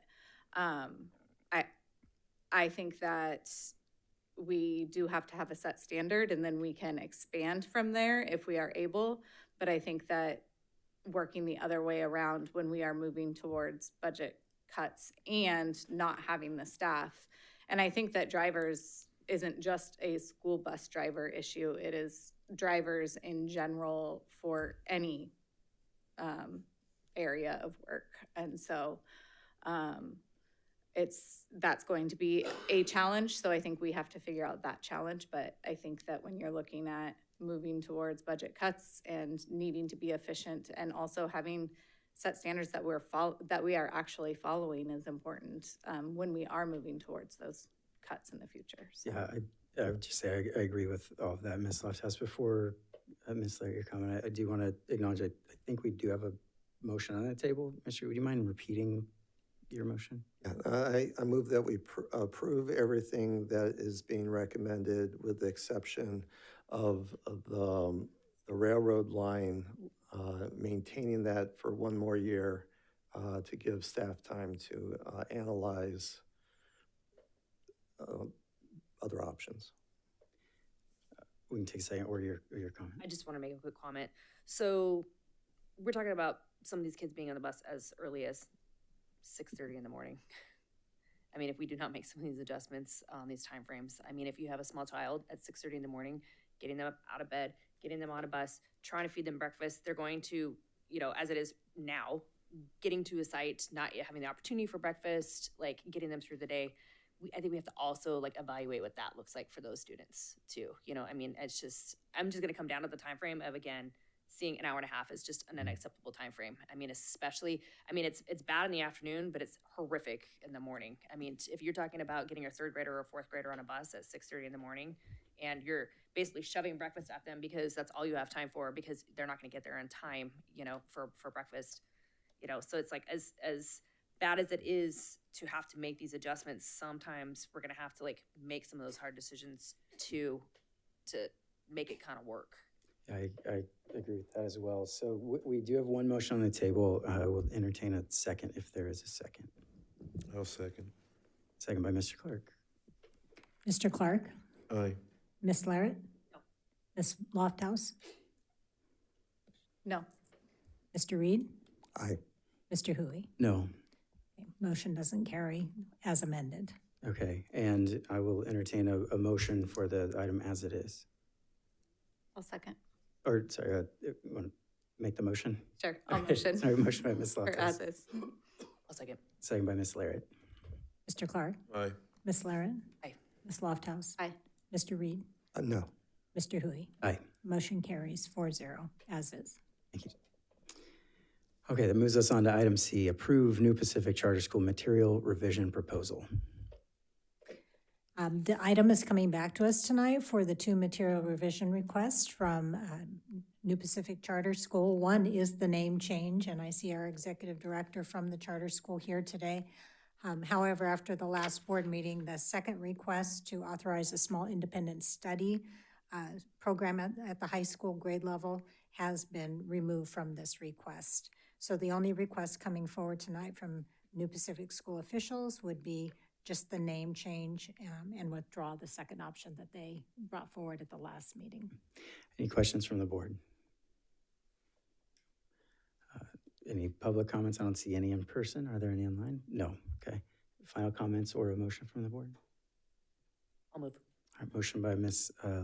Larrett. I'll second. Second by Ms. Lofthouse. Mr. Clark? Aye. Ms. Larrett? Aye. Ms. Lofthouse? Aye. Mr. Reed?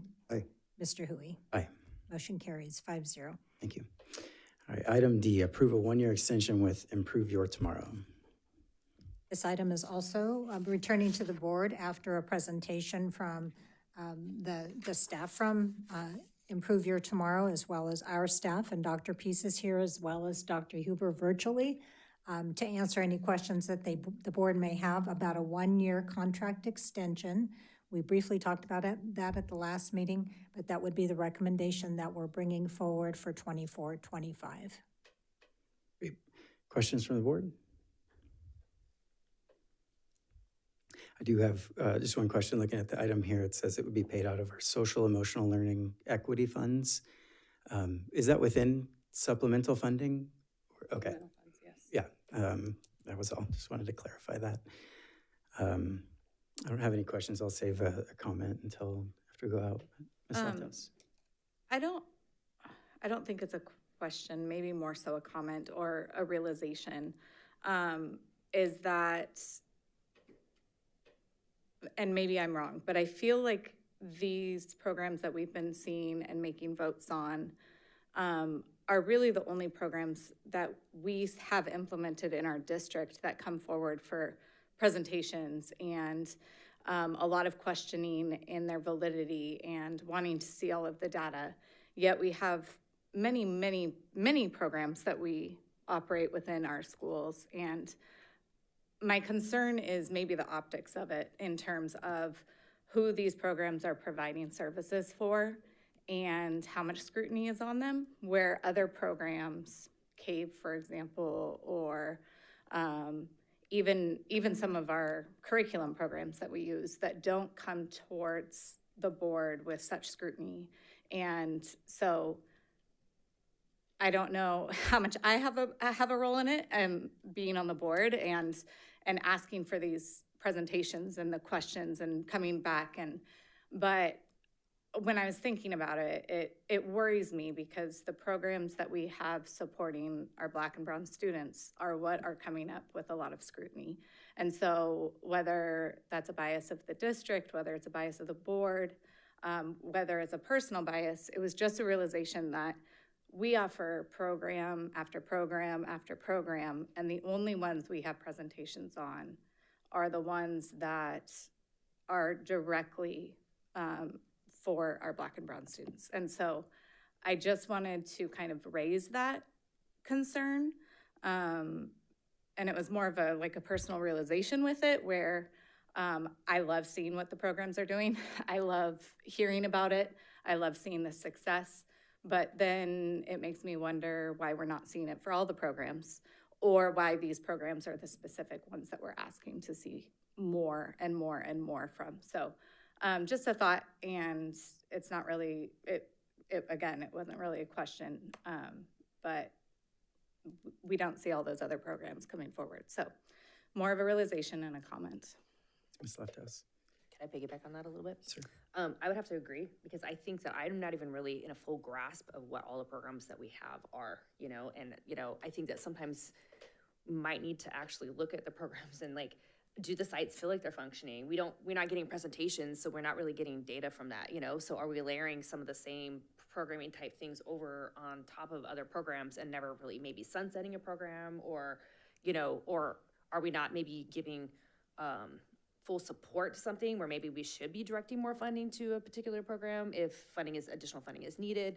So, I would be in agreement that it would be kind of nice if we could, I don't even know if we could get some kind of a spreadsheet of even what we have, because I'm not, besides these two that we have, we don't really get a lot of information or data beyond that information, which I would personally really like to see, just because if a parent asked me, I don't even know that I would be able to tell them what we have available, so.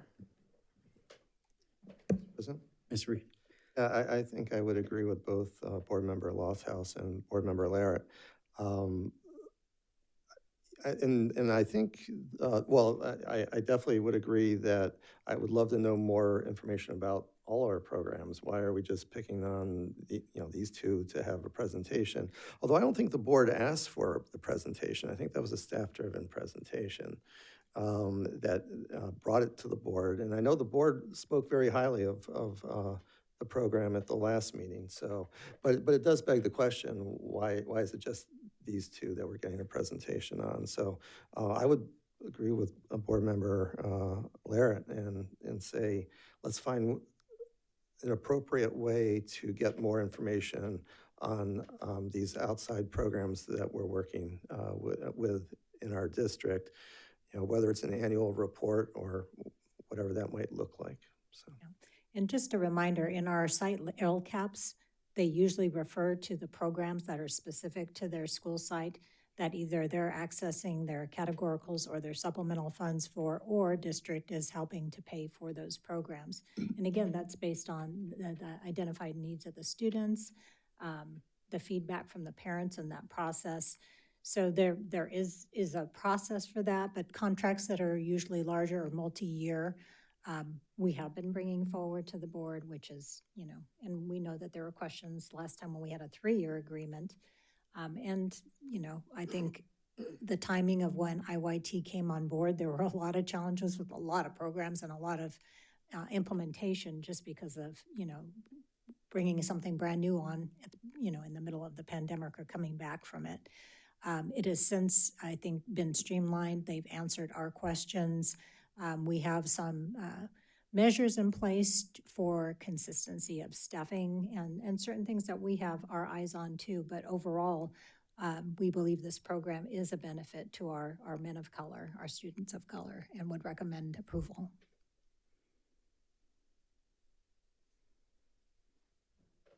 Other questions from the board?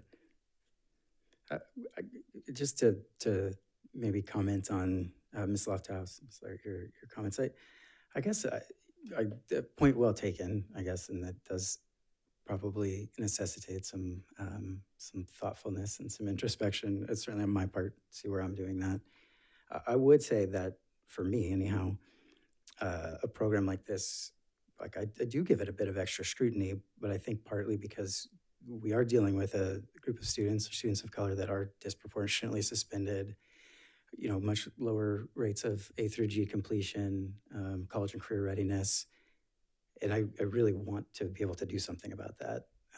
So for me, that's why I feel the need to scrutinize these things to make sure that we have programs on our schools that are working for that.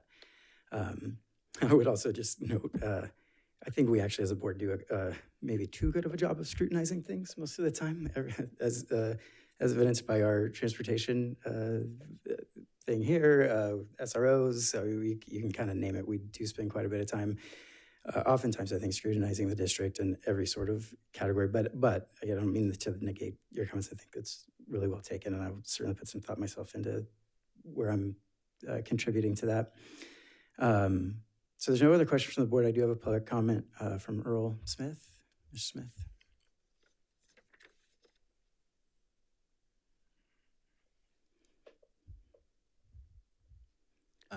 Thank you, guys, Dr. Klee. And just a reminder, I believe at the last board meeting, I had asked the question, after their presentation, how amazing it was. And I made the comment, well, why is it not at Folsom High? There's no support at Folsom High. I mean, I'm educated. I'm a multi-award winning film composer. I could not get any dialogue from Principal Cadenhead. It was talking to a brick wall. Dr. Peace, in the meeting, we did get an apology from Mr. Cadenhead. And with Lorraine Pryor's organization, it was pointed out that there was a brick wall that was inappropriate for a child who's confused. So having programs like this enables someone who can build a relationship with school staff and can communicate with them without a brick wall. Because when I met with him, with Principal Cadenhead, I was a new person. He doesn't know me, and it's easy to put up a brick wall. It's easy to say, well, we have this award-winning program, and you're new, and I don't know who you are. So when at the last board meeting, I believed Mr. Reed and Mr. Clark, both, said, well, let's look at bringing this more to other schools. So if there is scrutiny, maybe it could be to bring more funding so it can expand. But it is, for myself being, Black male, it's heartbreaking to see just how affected my community is within the school system. So, but I mean, to me, it seems like a no-brainer, but my thought was, well, was going to be an increase of funding to expand it more? Thank you. All right, bring it back to the board for any final comments. Mr. President. Mr. Clark. Yeah, I'm definitely all in with IYT. I've had the opportunity to see firsthand how it works. And to Mr. Earl's point, what is the possibility of us expanding it? I mean, we mentioned it, but is there a possibility of expanding it to Folsom? We can reach out to our partners. I do know that there are demographic criteria in terms of number of students that fit their ideal Right, customer. okay. All right, I mean, well, when we obviously talk about students of color, it's not only our African American, but our Hispanic and even, I think, East Indian, you know. Currently, our demographics for the program are 34% African American, almost 20% Latino, 17% two or more races, and 8% Asian. So it's a very diverse group of students being served in the program. Great, thank you. I think on that point would be potentially, there are other programs out there. So if we don't meet the program criteria for IYT on the Folsom side of the district, that doesn't mean that there might not be other options out there that we could explore and look into. So I think that would be something to move forward looking at and see where, if we do meet the criteria with IYT, because we do know that it's been successful, great. And if we don't meet the criteria, what else is out there that could provide similar services to students of color in Folsom? And is that something that the district is willing to explore? I mean, if we don't meet the criteria, can we look at other options? You gotta ask the money man right here. I'm asking the money man. Yes. Thank you. Thank you, Sean. Any other comments from the board? I do have a comment before we go to the motion, and I want to start it just by saying I am planning on voting yes for this item tonight. Though it's not without some concern on my end. So as trustees, it's our responsibility to ensure the programs that we put on our campuses are producing impact for our students. We've had IYT on our campus for 3 years. 3 years ago, I think I remember asking, what kind of metrics, what kind of statistics are we going to, and data are we going to look for to ensure that this program is having the impact that we want it to have? To Ms. Lofthouse's point, the intention of that for me is saying, if we're going to be spending money on a program, I want to ensure that it's actually having the impact that it's supposed to have on the students that need it the most. And truthfully, I'm not sure I understand where we are with IYT, if it is having that impact. I watched the board meeting last week. I apologize I wasn't here. I wish I was here for this this portion of the board meeting. I would love to have been a part of that conversation. And there are good things happening, so I hope this doesn't come across saying that I don't think there's anything good happening. But as I said, when we approved this 3 years ago and started that conversation, it was really asking that question, how do we know it's a success? We have statistics from IYT. They look wonderful. But I would ask the district staff for two things in regards to those statistics. Number one, and I have no reason to believe IYT is making those numbers up, but I believe those are IYT's numbers, and as a district, we have not confirmed that those numbers are accurate. So I would love to know that this data is accurate that we're looking at. Maybe more importantly for me is asking the district to measure the data from IYT against a control group. If 50% of students in IYT are improving in Ds and Fs, that's wonderful. I don't know what that means in the context of our school campuses. If our other students of color who are not in IYT are at that same rate, we've been putting a lot of resource into learning recovery. We've been putting a lot of resource into chronic absenteeism. And I don't know what those numbers mean without the context of everything. So I would ask, I am voting yes, but I'm asking for the district staff to look into that information so that we can make some informed decisions in the future. I'd also like to ask the district staff if they're not already to be in regular contact with the admin at each site IYT is operating in regarding the program and how it's integrating within the school. It would have been helpful to know, for instance, and we're going to spend $110,000 on this. It would have been helpful to know if the admin had the choice of having IYT back on their campus or having $33,000 of extra supplemental funding, which they would have chosen. I don't know the answer to that. I can make assumptions about it, but that's the kind of information that would be helpful for me to know in order to make these decisions. Thankfully, I do have the answer to those questions. Okay, please. So staff and admin were consulted on this matter, and they requested for the 1-year extension. I meet with them regularly along with the IYT staff to discuss the program logistics.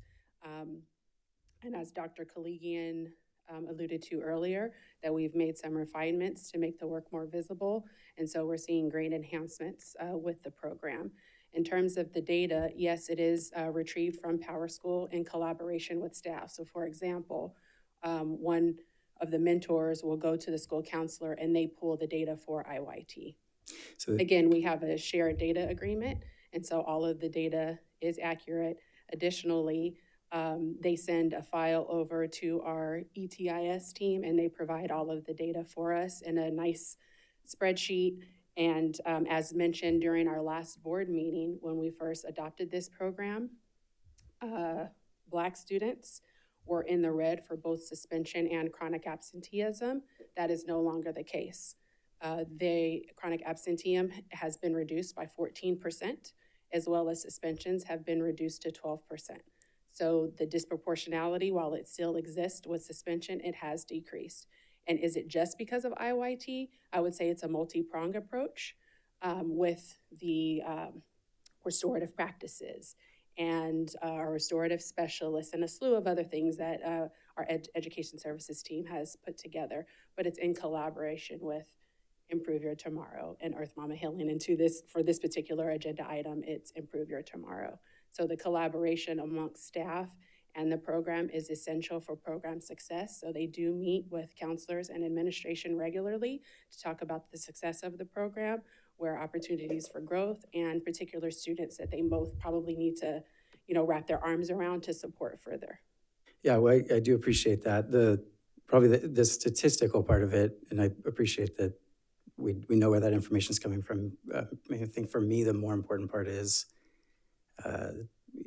compared with a control group or another group of students, are we seeing more success through this program? Because maybe I don't know, and I just haven't seen information that would say that we know that in general, other than we are saying that this seems like it's good. We're getting good results all over.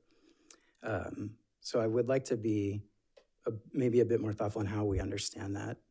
And then I'm glad to hear that the admin are on board. And I still would wonder if it was, here's this program that we're going to put on your campus versus here, what would you do with $33,000? Would that decision be the same? So that it's just part of the questioning for me. My last point on this is we did bring IYT in to address a need, as you mentioned, Dr. Peace, which is to improve the outcomes for our students of color.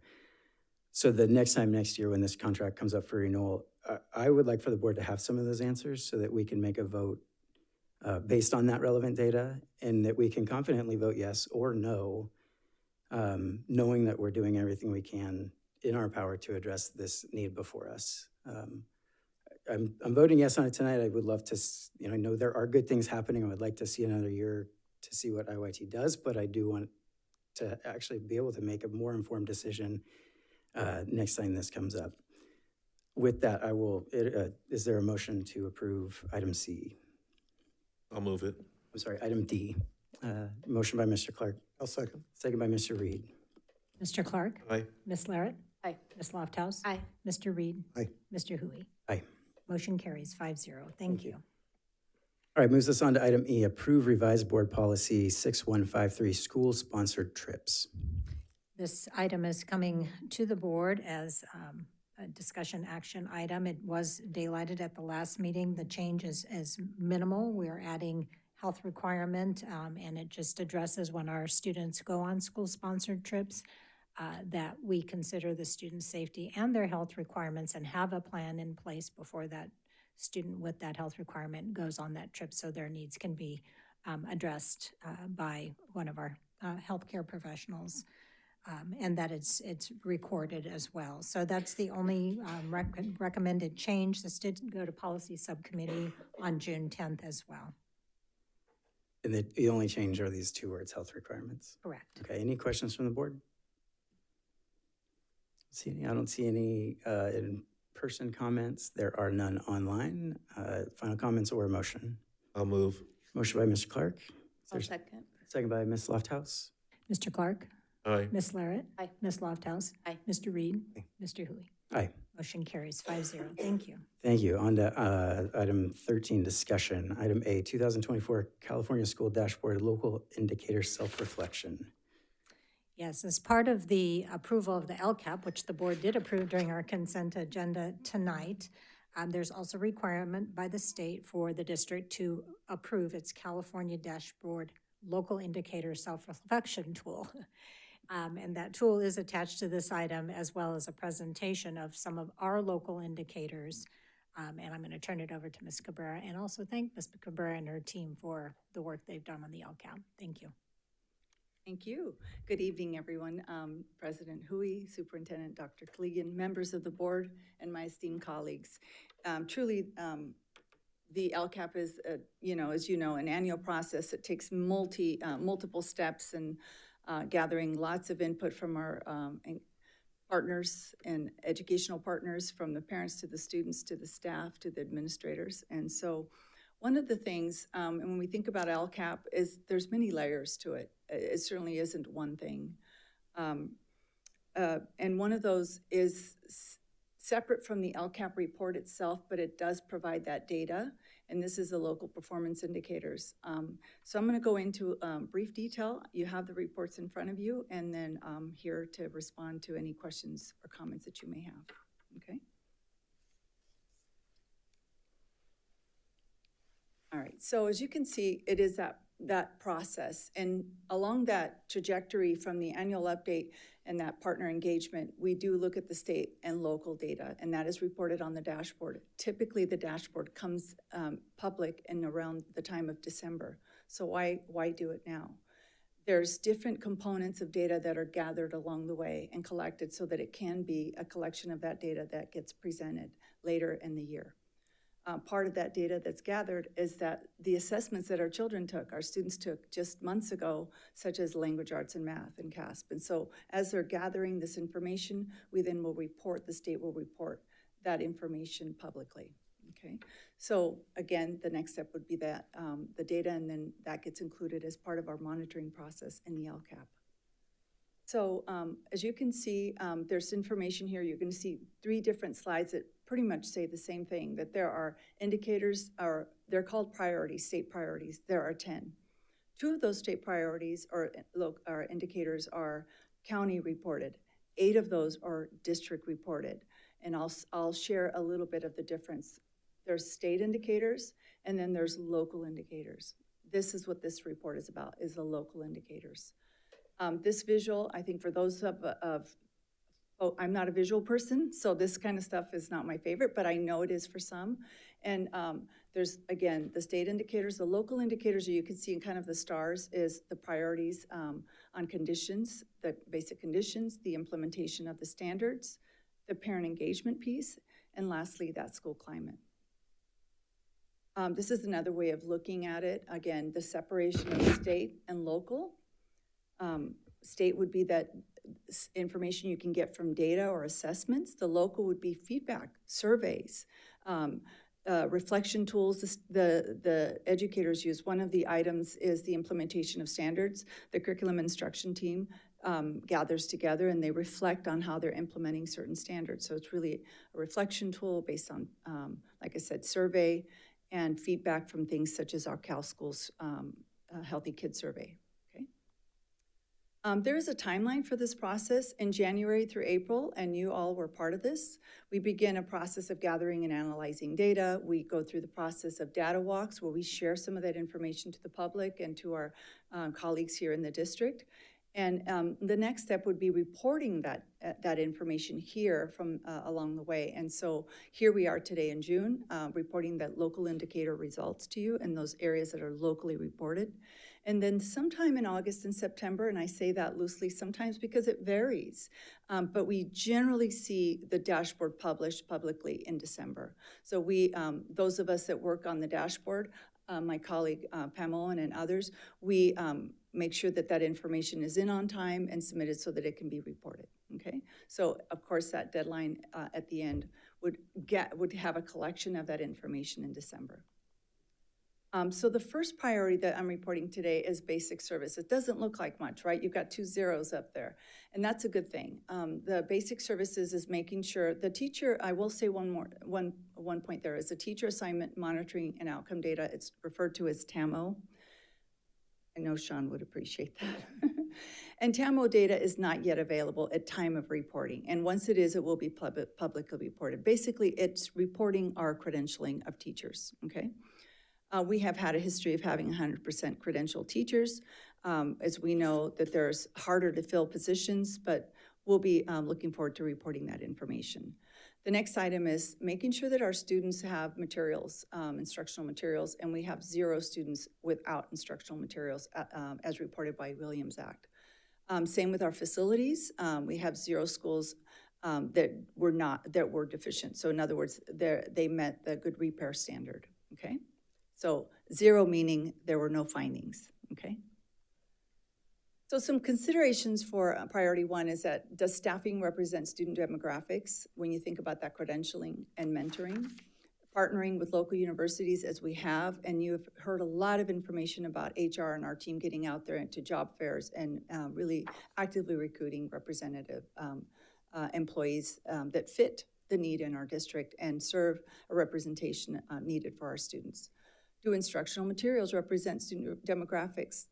Do they support cultural modalities? And I know that when I look at our instructional services team, I look at our lead teachers and the teams at pilot program, they're very intent on really looking at not only does it meet the state standard, does it have quality instructional lessons, but also does it reflect our current, our population? Is it equitable? Does it really have a representation of a variety of authors or information from different, say, inventors, depending on the curriculum we're looking at?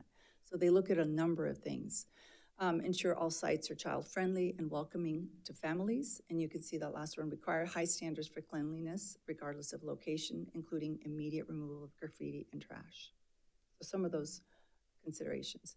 Priority 2 is that implementation standards. And I would actually refer for you guys to look at the report. It goes into some detail about a survey. And these are the rating system. I want to share with you that the rating system indicated there, let me look at my notes really quickly, is that basically 1 is fully implementation and sustained. I'm sorry, 5 is fully implemented and sustained. Going backwards, 4 is fully implemented, and 3 is initial implementation. As you know, and I stopped at 3 only because that's the numbers we have, 3, 4, and 5. 1 would be exploring and researching standards. 2 is beginning development. I'm proud to say that as a district, we have initial to full implementation and sustained implementation of some of our standards. And the reason why that is we're in waves. At different times of the year, we're looking at different pilots. And I know that we're entering some pilot exploration for science and math. So that's why we're at implementation, but really looking at it as we move, okay? Considerations for that is that school leaders and district administrators understand that implementing state standards is a minimum requirement and does not guarantee the students learn the content. So implementing is step 1. Instruction and support is the ongoing process, right? Providing sustained, equity-centered professional learning to develop and support culturally proficient educators. You hear a lot about our professional development. We have lots of support not only in our own district from our own leaders and trained staff, but also we work and partner with other agencies like county and other Solution Tree and others to improve our practices on a regular and ongoing basis so that we can reflect on our practice and improve. Master schedules must offer A through G aligned coursework to all students and provide open access and support for coursework, including advanced placement and international baccalaureate.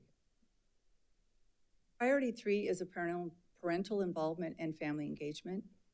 Here, the focus is to seek input from all parents and caregivers as decision makers and promote parent participation in programs that meet the needs of all students. So basically what we have an opportunity in this reporting, it's a self-reflection. Again, it would be similar to the standards implementation tool, and we rate our participation. You can see that building relationships between staff and families is full implementation. Building partnerships with student outcomes is in full implementation. And seeking input for decision-making is in full implementation. There are more details in the report, so I do want to encourage you to look at that in the feedback. Priority 6 is school climate. And this is really heavily aligned to the results of the Cal Schools or Healthy Kids Survey. I work with the health services team on this, and they provide the feedback. So our students participated in the survey this year for 23-24, and you could see things such as connectedness, and there's a breakdown between grade levels, including alternative in the high schools. There's perceived safety results, substance use results, and then mental health wellness. Now, what I do want to say is that in elementary, it's called positive consent. Parents have to give permission for the student to participate in the survey. And the secondary grades, it's believe negative consent. So if parents don't want them to participate, then they would communicate that to the school, and the student would not have to take the survey. So we know that more participation gives us greater kind of results, and we feel really good with the information we have. We also do feel like we could increase our participation of survey completers, okay? Along with the climate survey and priority 6, the task is to determine what the data, so I showed you the data on the previous slide, as you can see here, and then what does that mean? What does it mean for student connectedness? What does it mean for perceived safety? What does that refer to it? And what does that mean for student substance use? So you could see that information listed here, and for the sake of not reading it all to you, I know that you'll have that, and happy to answer any questions. The other area in the climate survey, or the priority 6 for climate, is the changes. So once we look at the data, and then we look at the meeting, what does that cause us to do? Are there changes that we want to consider? And you can see a recommendation. We want to, a focus for the team is to increase that participation so that the survey continues, et cetera. Okay.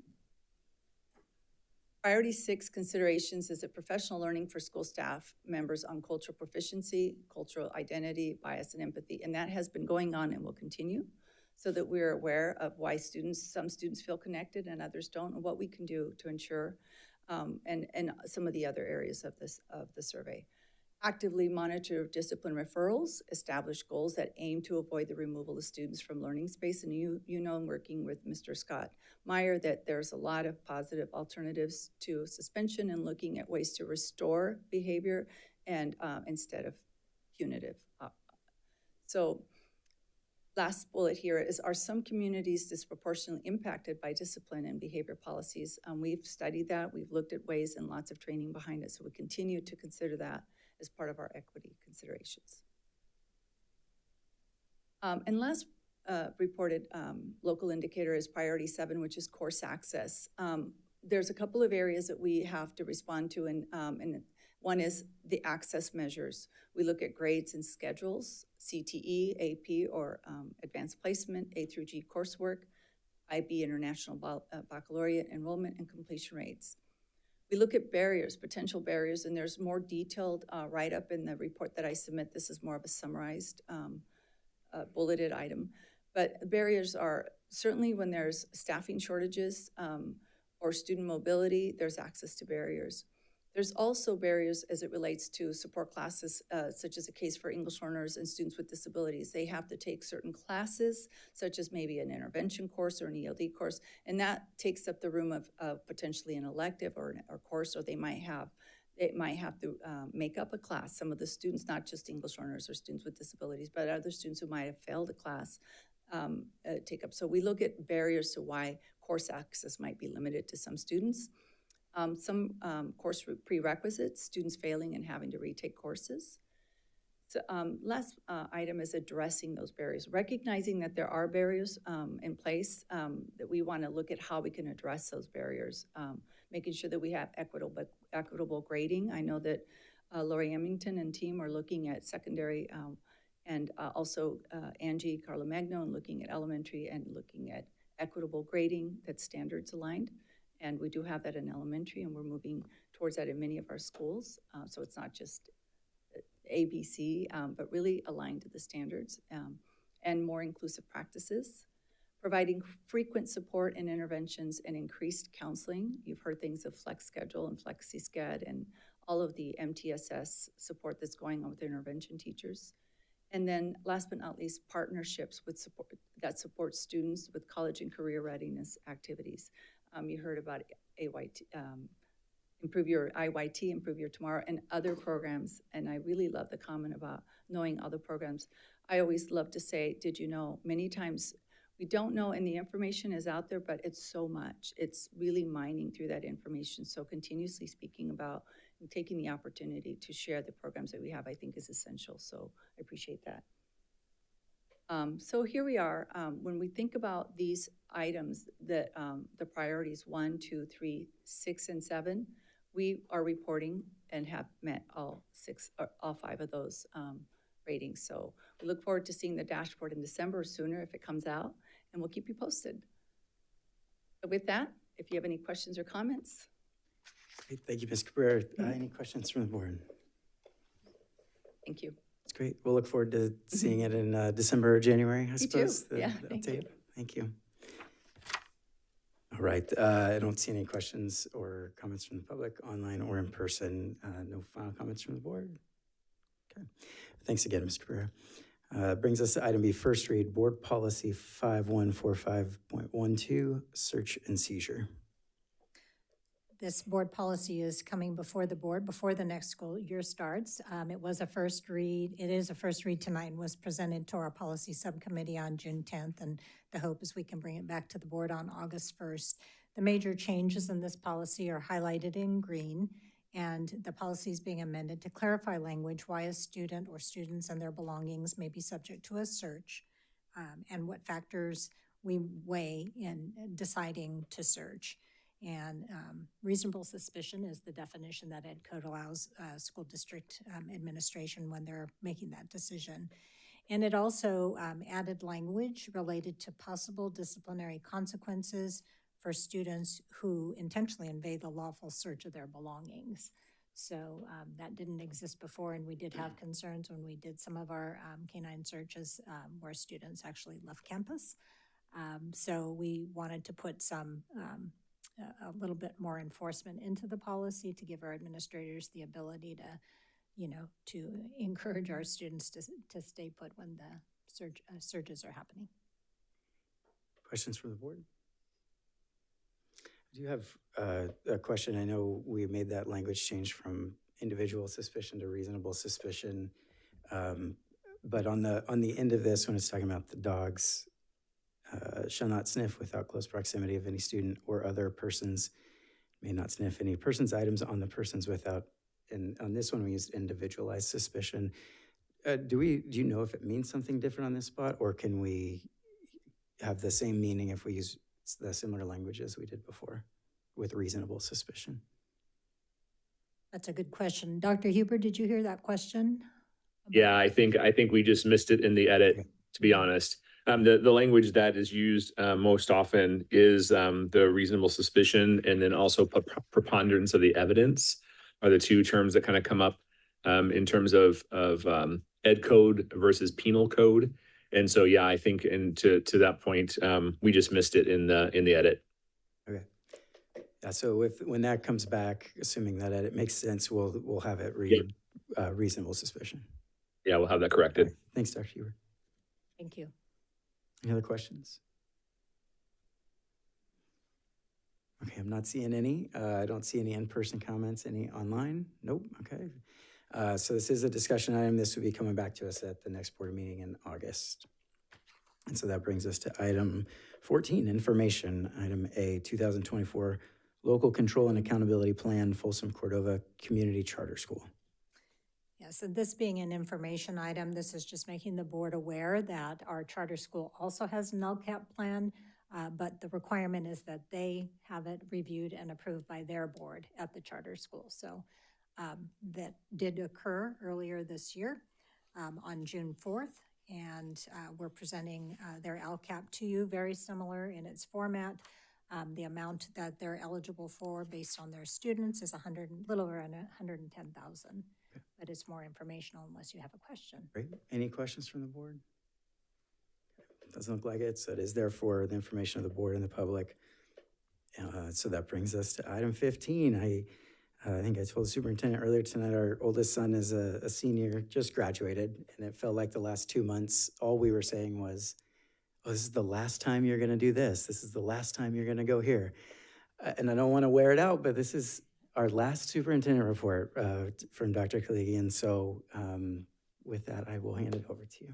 Well, thank you. I know it's starting to sink in a little more every time I hear it's the last time. But it is my honor and pleasure to share superintendent comments with you while I'm sitting on this dais one last time as your superintendent.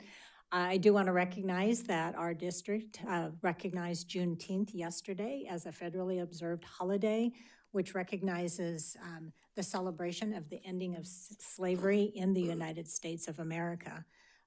And for those that are working a 12-month calendar or working in our summer programs, we did have that day off, and I just wanted to acknowledge the reason why we had that day off and that recognition. And speaking of summer programs, we have a lot going on and have been since the beginning of June, either with summer school for our high school students that are retaking some classes and earning credit, and we will be celebrating a high school graduation class of 2024 event tomorrow morning at Cordova High, celebrating about 30 more graduates from all of our high schools throughout the district. Hope you can join us if you're available at 9 a.m. And we also have elective credit summer school going on. It's also hosted over at Cordova High School. We have extended school year at our high school and our elementaries, one in Folsom, one in Rancho Cordova, probably over 300 students in our extended school year program. And we also have extended learning opportunities program going on at 9 of our school sites. And that is an expansion of what we've done in the past. And it's a full day that our students receive either for free or for a fee throughout our district. And it's an 8 o'clock to 5 p.m. program, with the first half of the day being academically focused, and it's thematic but academically based. And then the afternoon, we have service providers coming in and offering recreation in the form of basketball or music or performing arts, and all students end the day with a cooking class. So as I've been visiting the programs, it's very well received, and we've got certificated teachers teaching in those programs in that academic block alongside our ELOP classified staff, and I think it's been a great partnership and opportunity for our students. And then lastly, we have a CTE preceptorship program for 51 students of our high school students that are in our CTE pathways and wanted the opportunity to intern in industry. And our largest areas that we have student participation in industry partners throughout the region are in healthcare and information and communication technology. And just a reminder, there is a celebration event for those students and our business partners on the 26th. Which is, I believe, Wednesday evening at Vista Del Lago, but it's celebrating all of our students and our business partners. We invite you to be there. It's in the multipurpose room. So busy summer, and as I'm thinking about future summers, and before I leave this dais, I do want to say thank you again to Team FCUSD. You have been an amazing team. Those that I've worked with directly, indirectly, our leadership, our labor partners, and our families and our community. Thank you so much. Thank you to this board. Thank you for your trust in me and our team. And again, your unity of purpose moving forward. And I wish Eric Swanson all the best as he carries that torch forward with this amazing team and for the amazing students and community in Folsom, Cordova. Thank you. Thank you. All right, takes us to item 16, board member committee reports. We'll start in this left house. I usually have the students to go before me. So happy Juneteenth, happy summer, and happy retirement. I just wanted to say that I think that in public education, we have spent years looking at control groups and not focusing anything special on our young men and women of color. And these students received exactly what everyone else has received. We call this our tier 1 supports. Unfortunately, where that brought us is to significant disproportionality in many areas. This is only the quantitative data, and this told a story that we had to and still have to address in Folsom, Cordova.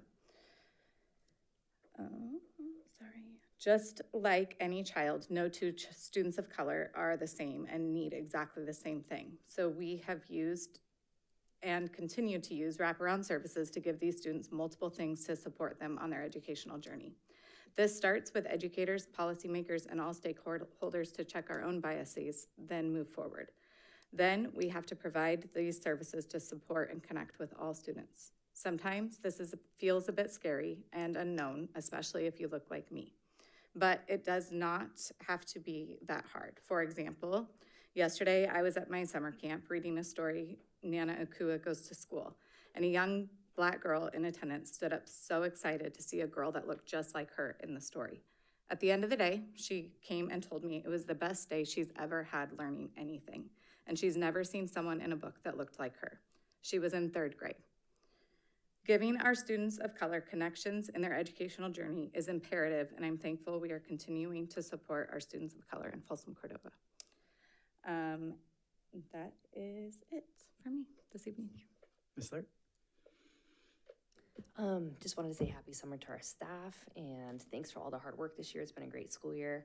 And I have had a personal experience this last week. My daughter totaled her car coming through a intersection coming from Cordova High School, and luckily for me, one of our staff members was coming the opposite direction and was able to stop, calm her down, get her out of the car, call 911. And I think it's just a reflection of the quality of employees and staff that we have working for FCUSD. And I'm super appreciative of all the staff members that we have, all the administrators that we have, all the teachers that we have that work on a daily basis, acting as though our children are their children. And I just wanted to say thank you so much for all the hard work this year. I really appreciate it. Congratulations, Dr. Kaligian, and thankful to my fellow board members for all the work that they've done this year as well. Thank you. Thank you. Mr. Reed? Yeah, I attended the policy board meeting or policy committee meeting on June 10th as one of the 2 representatives of the board. We looked at 3 policies, I think it was, and actually the policies that came before us tonight. Other than that, I think that was the only committee meeting that I participated on in the past 2 weeks. And Superintendent Kaligian, I'm going to miss you, and until we see each other again, I appreciate everything you've done. Thank you. Thank you. Mr. Clark? Thank you, Mr. President. Happy Juneteenth, happy summer, and I just want to thank our cabinet team, our teachers, our classified staff for all the hard work that you did this year. We can't do it without you. That's just the bottom line. I wanted to personally thank the city of Rancho Cordova as they are sponsoring a Rancho Cordova Youth Poet Laureate competition tomorrow. I plan on being there to support our students. Looking forward to their poetry, their spoken word. So I just want to give kudos to the city of Rancho Cordova for actually sponsoring that. Sarah, it is not goodbye, it's see you later, whether it's at a play or an event or a football game. Like I said, the best of luck to you and Coach in your retirement years. I have my timetable set out for 6 more years. So when that comes upon us at that time, I may reach out to you and say, hey, so what hobbies did you pick up? But yeah, we wish you nothing but the best. And Mr. Swanson, the seat's ready for you. So that's it, and that's all for me. Thanks, Mr. Clark. Unfortunately, I think my timetable is like 25 more years, but 6 sounds great. And Dr. Kaliki, in about a week sounds incredible. So we're so excited for you. I just one quick comment, probably. I realized the fault in calling this board member committee report if you're the president, the last to go, because generally all the committees have been reported upon, but did also attend the policy committee on June 10th. Appreciate the staff's input on that. Want to wish a happy summer to everybody, and last but not least, Dr. Kaliki, and I just continue to think you've, in 37 years in your educational career, you've brought light everywhere you've gone. Prior to that, I'm sure the same was true, and I'm confident the same will be true wherever you go after here. So thank you for letting us be a part of that, and you will continue to be a part of this with the impact that you've made. So thank you. That brings us on to item 17, advanced planning. Our next board meeting is scheduled for August 1st, 2024, and I also want to make a correction during the transportation route and service item. I mentioned our next board meeting would be after school starts, actually just a few days before school starts, so hopefully that's noted. Item B, 12-month board calendar, that's there for your review. Item C, suggested future agenda items. Do we have any agenda items anybody would like to suggest? Mr. President? Ms. Reed. I actually have a couple. I want to start with, I'd like to add a future discussion item related to the issue that Mr. Smith has identified. Apparently, we have 5 academic classes in the district, 3 of the 5 at Folsom High School, the other 2 at Vista del Lago, that you have to audition in order to get into the class to receive academic credit. Cordova High does not have any classes of that nature. And so I kind of would like to have a board level discussion about that, and maybe a presentation by staff as well, about why that is versus potentially having open access to all academic related classes and promoting extracurricular options for those who are like the top of the best, where you in fact do an audition for. So I don't know if I have 3 board members that would agree with me on that. And maybe it's a piggyback on that, but it might be in that same level is, I mean, in theory, we also have students auditioning for AP classes or honors classes based on grades. So, and I would be comfortable having that full rounded conversation because I think that it's a similar thing. So if we're putting criteria on a class, whether that should be acceptable or not. Yeah, I'm happy to have both of those discussions or one and the same, whichever makes more sense. Sounds like Mr. Clark, you good with that? Yeah, so we definitely have consensus around that. And you have one other? The other, I'd like to see if we would be open to having a discussion at a future board meeting on the shortage of bus drivers in our district and potential options that we might entertain to increase the number of drivers, including but not limited to opening dialogue with negotiations with CSEA as a potential. I would say, at least for me, I would be happy for that to come back to us as an information item. I don't know if you were thinking as a discussion item. I was thinking discussion because I noticed we put a lot of things on information if we don't want to have a discussion.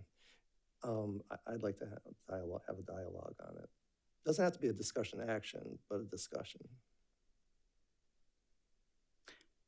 Yeah, I would say for me, I'm not probably just because of the way that our calendar has looked and how full it has been, I wouldn't be as interested in that outside of the information item, but if the rest of the board's open to that, obviously, that's something we would do. I guess I'm definitely interested in it. We've had a shortage, and we've got to figure out how are we gonna try to like really put a lot of effort. I mean, and I'm not saying that they haven't, I think like they've put a lot of effort at, but maybe some creative discussions about how we can try to recruit, maybe just not our bus driver shortage, but we have shortages in other areas too. So maybe looking at some additional options on how we backfill some of these positions, even if it's just beyond our bus driver situation. Ms. Clark, Ms. Lefthouse? Okay, that's 3, so we're, Ms. Lefthouse, you good with that? Okay, so it sounds like we're good with throwing that on agenda as a discussion item, if I'm understanding it. Then finally, I have, I guess I'd like to seek a potential broadening of the scope of the discussion that we're planning on having on September 19th regarding the cell phone policy.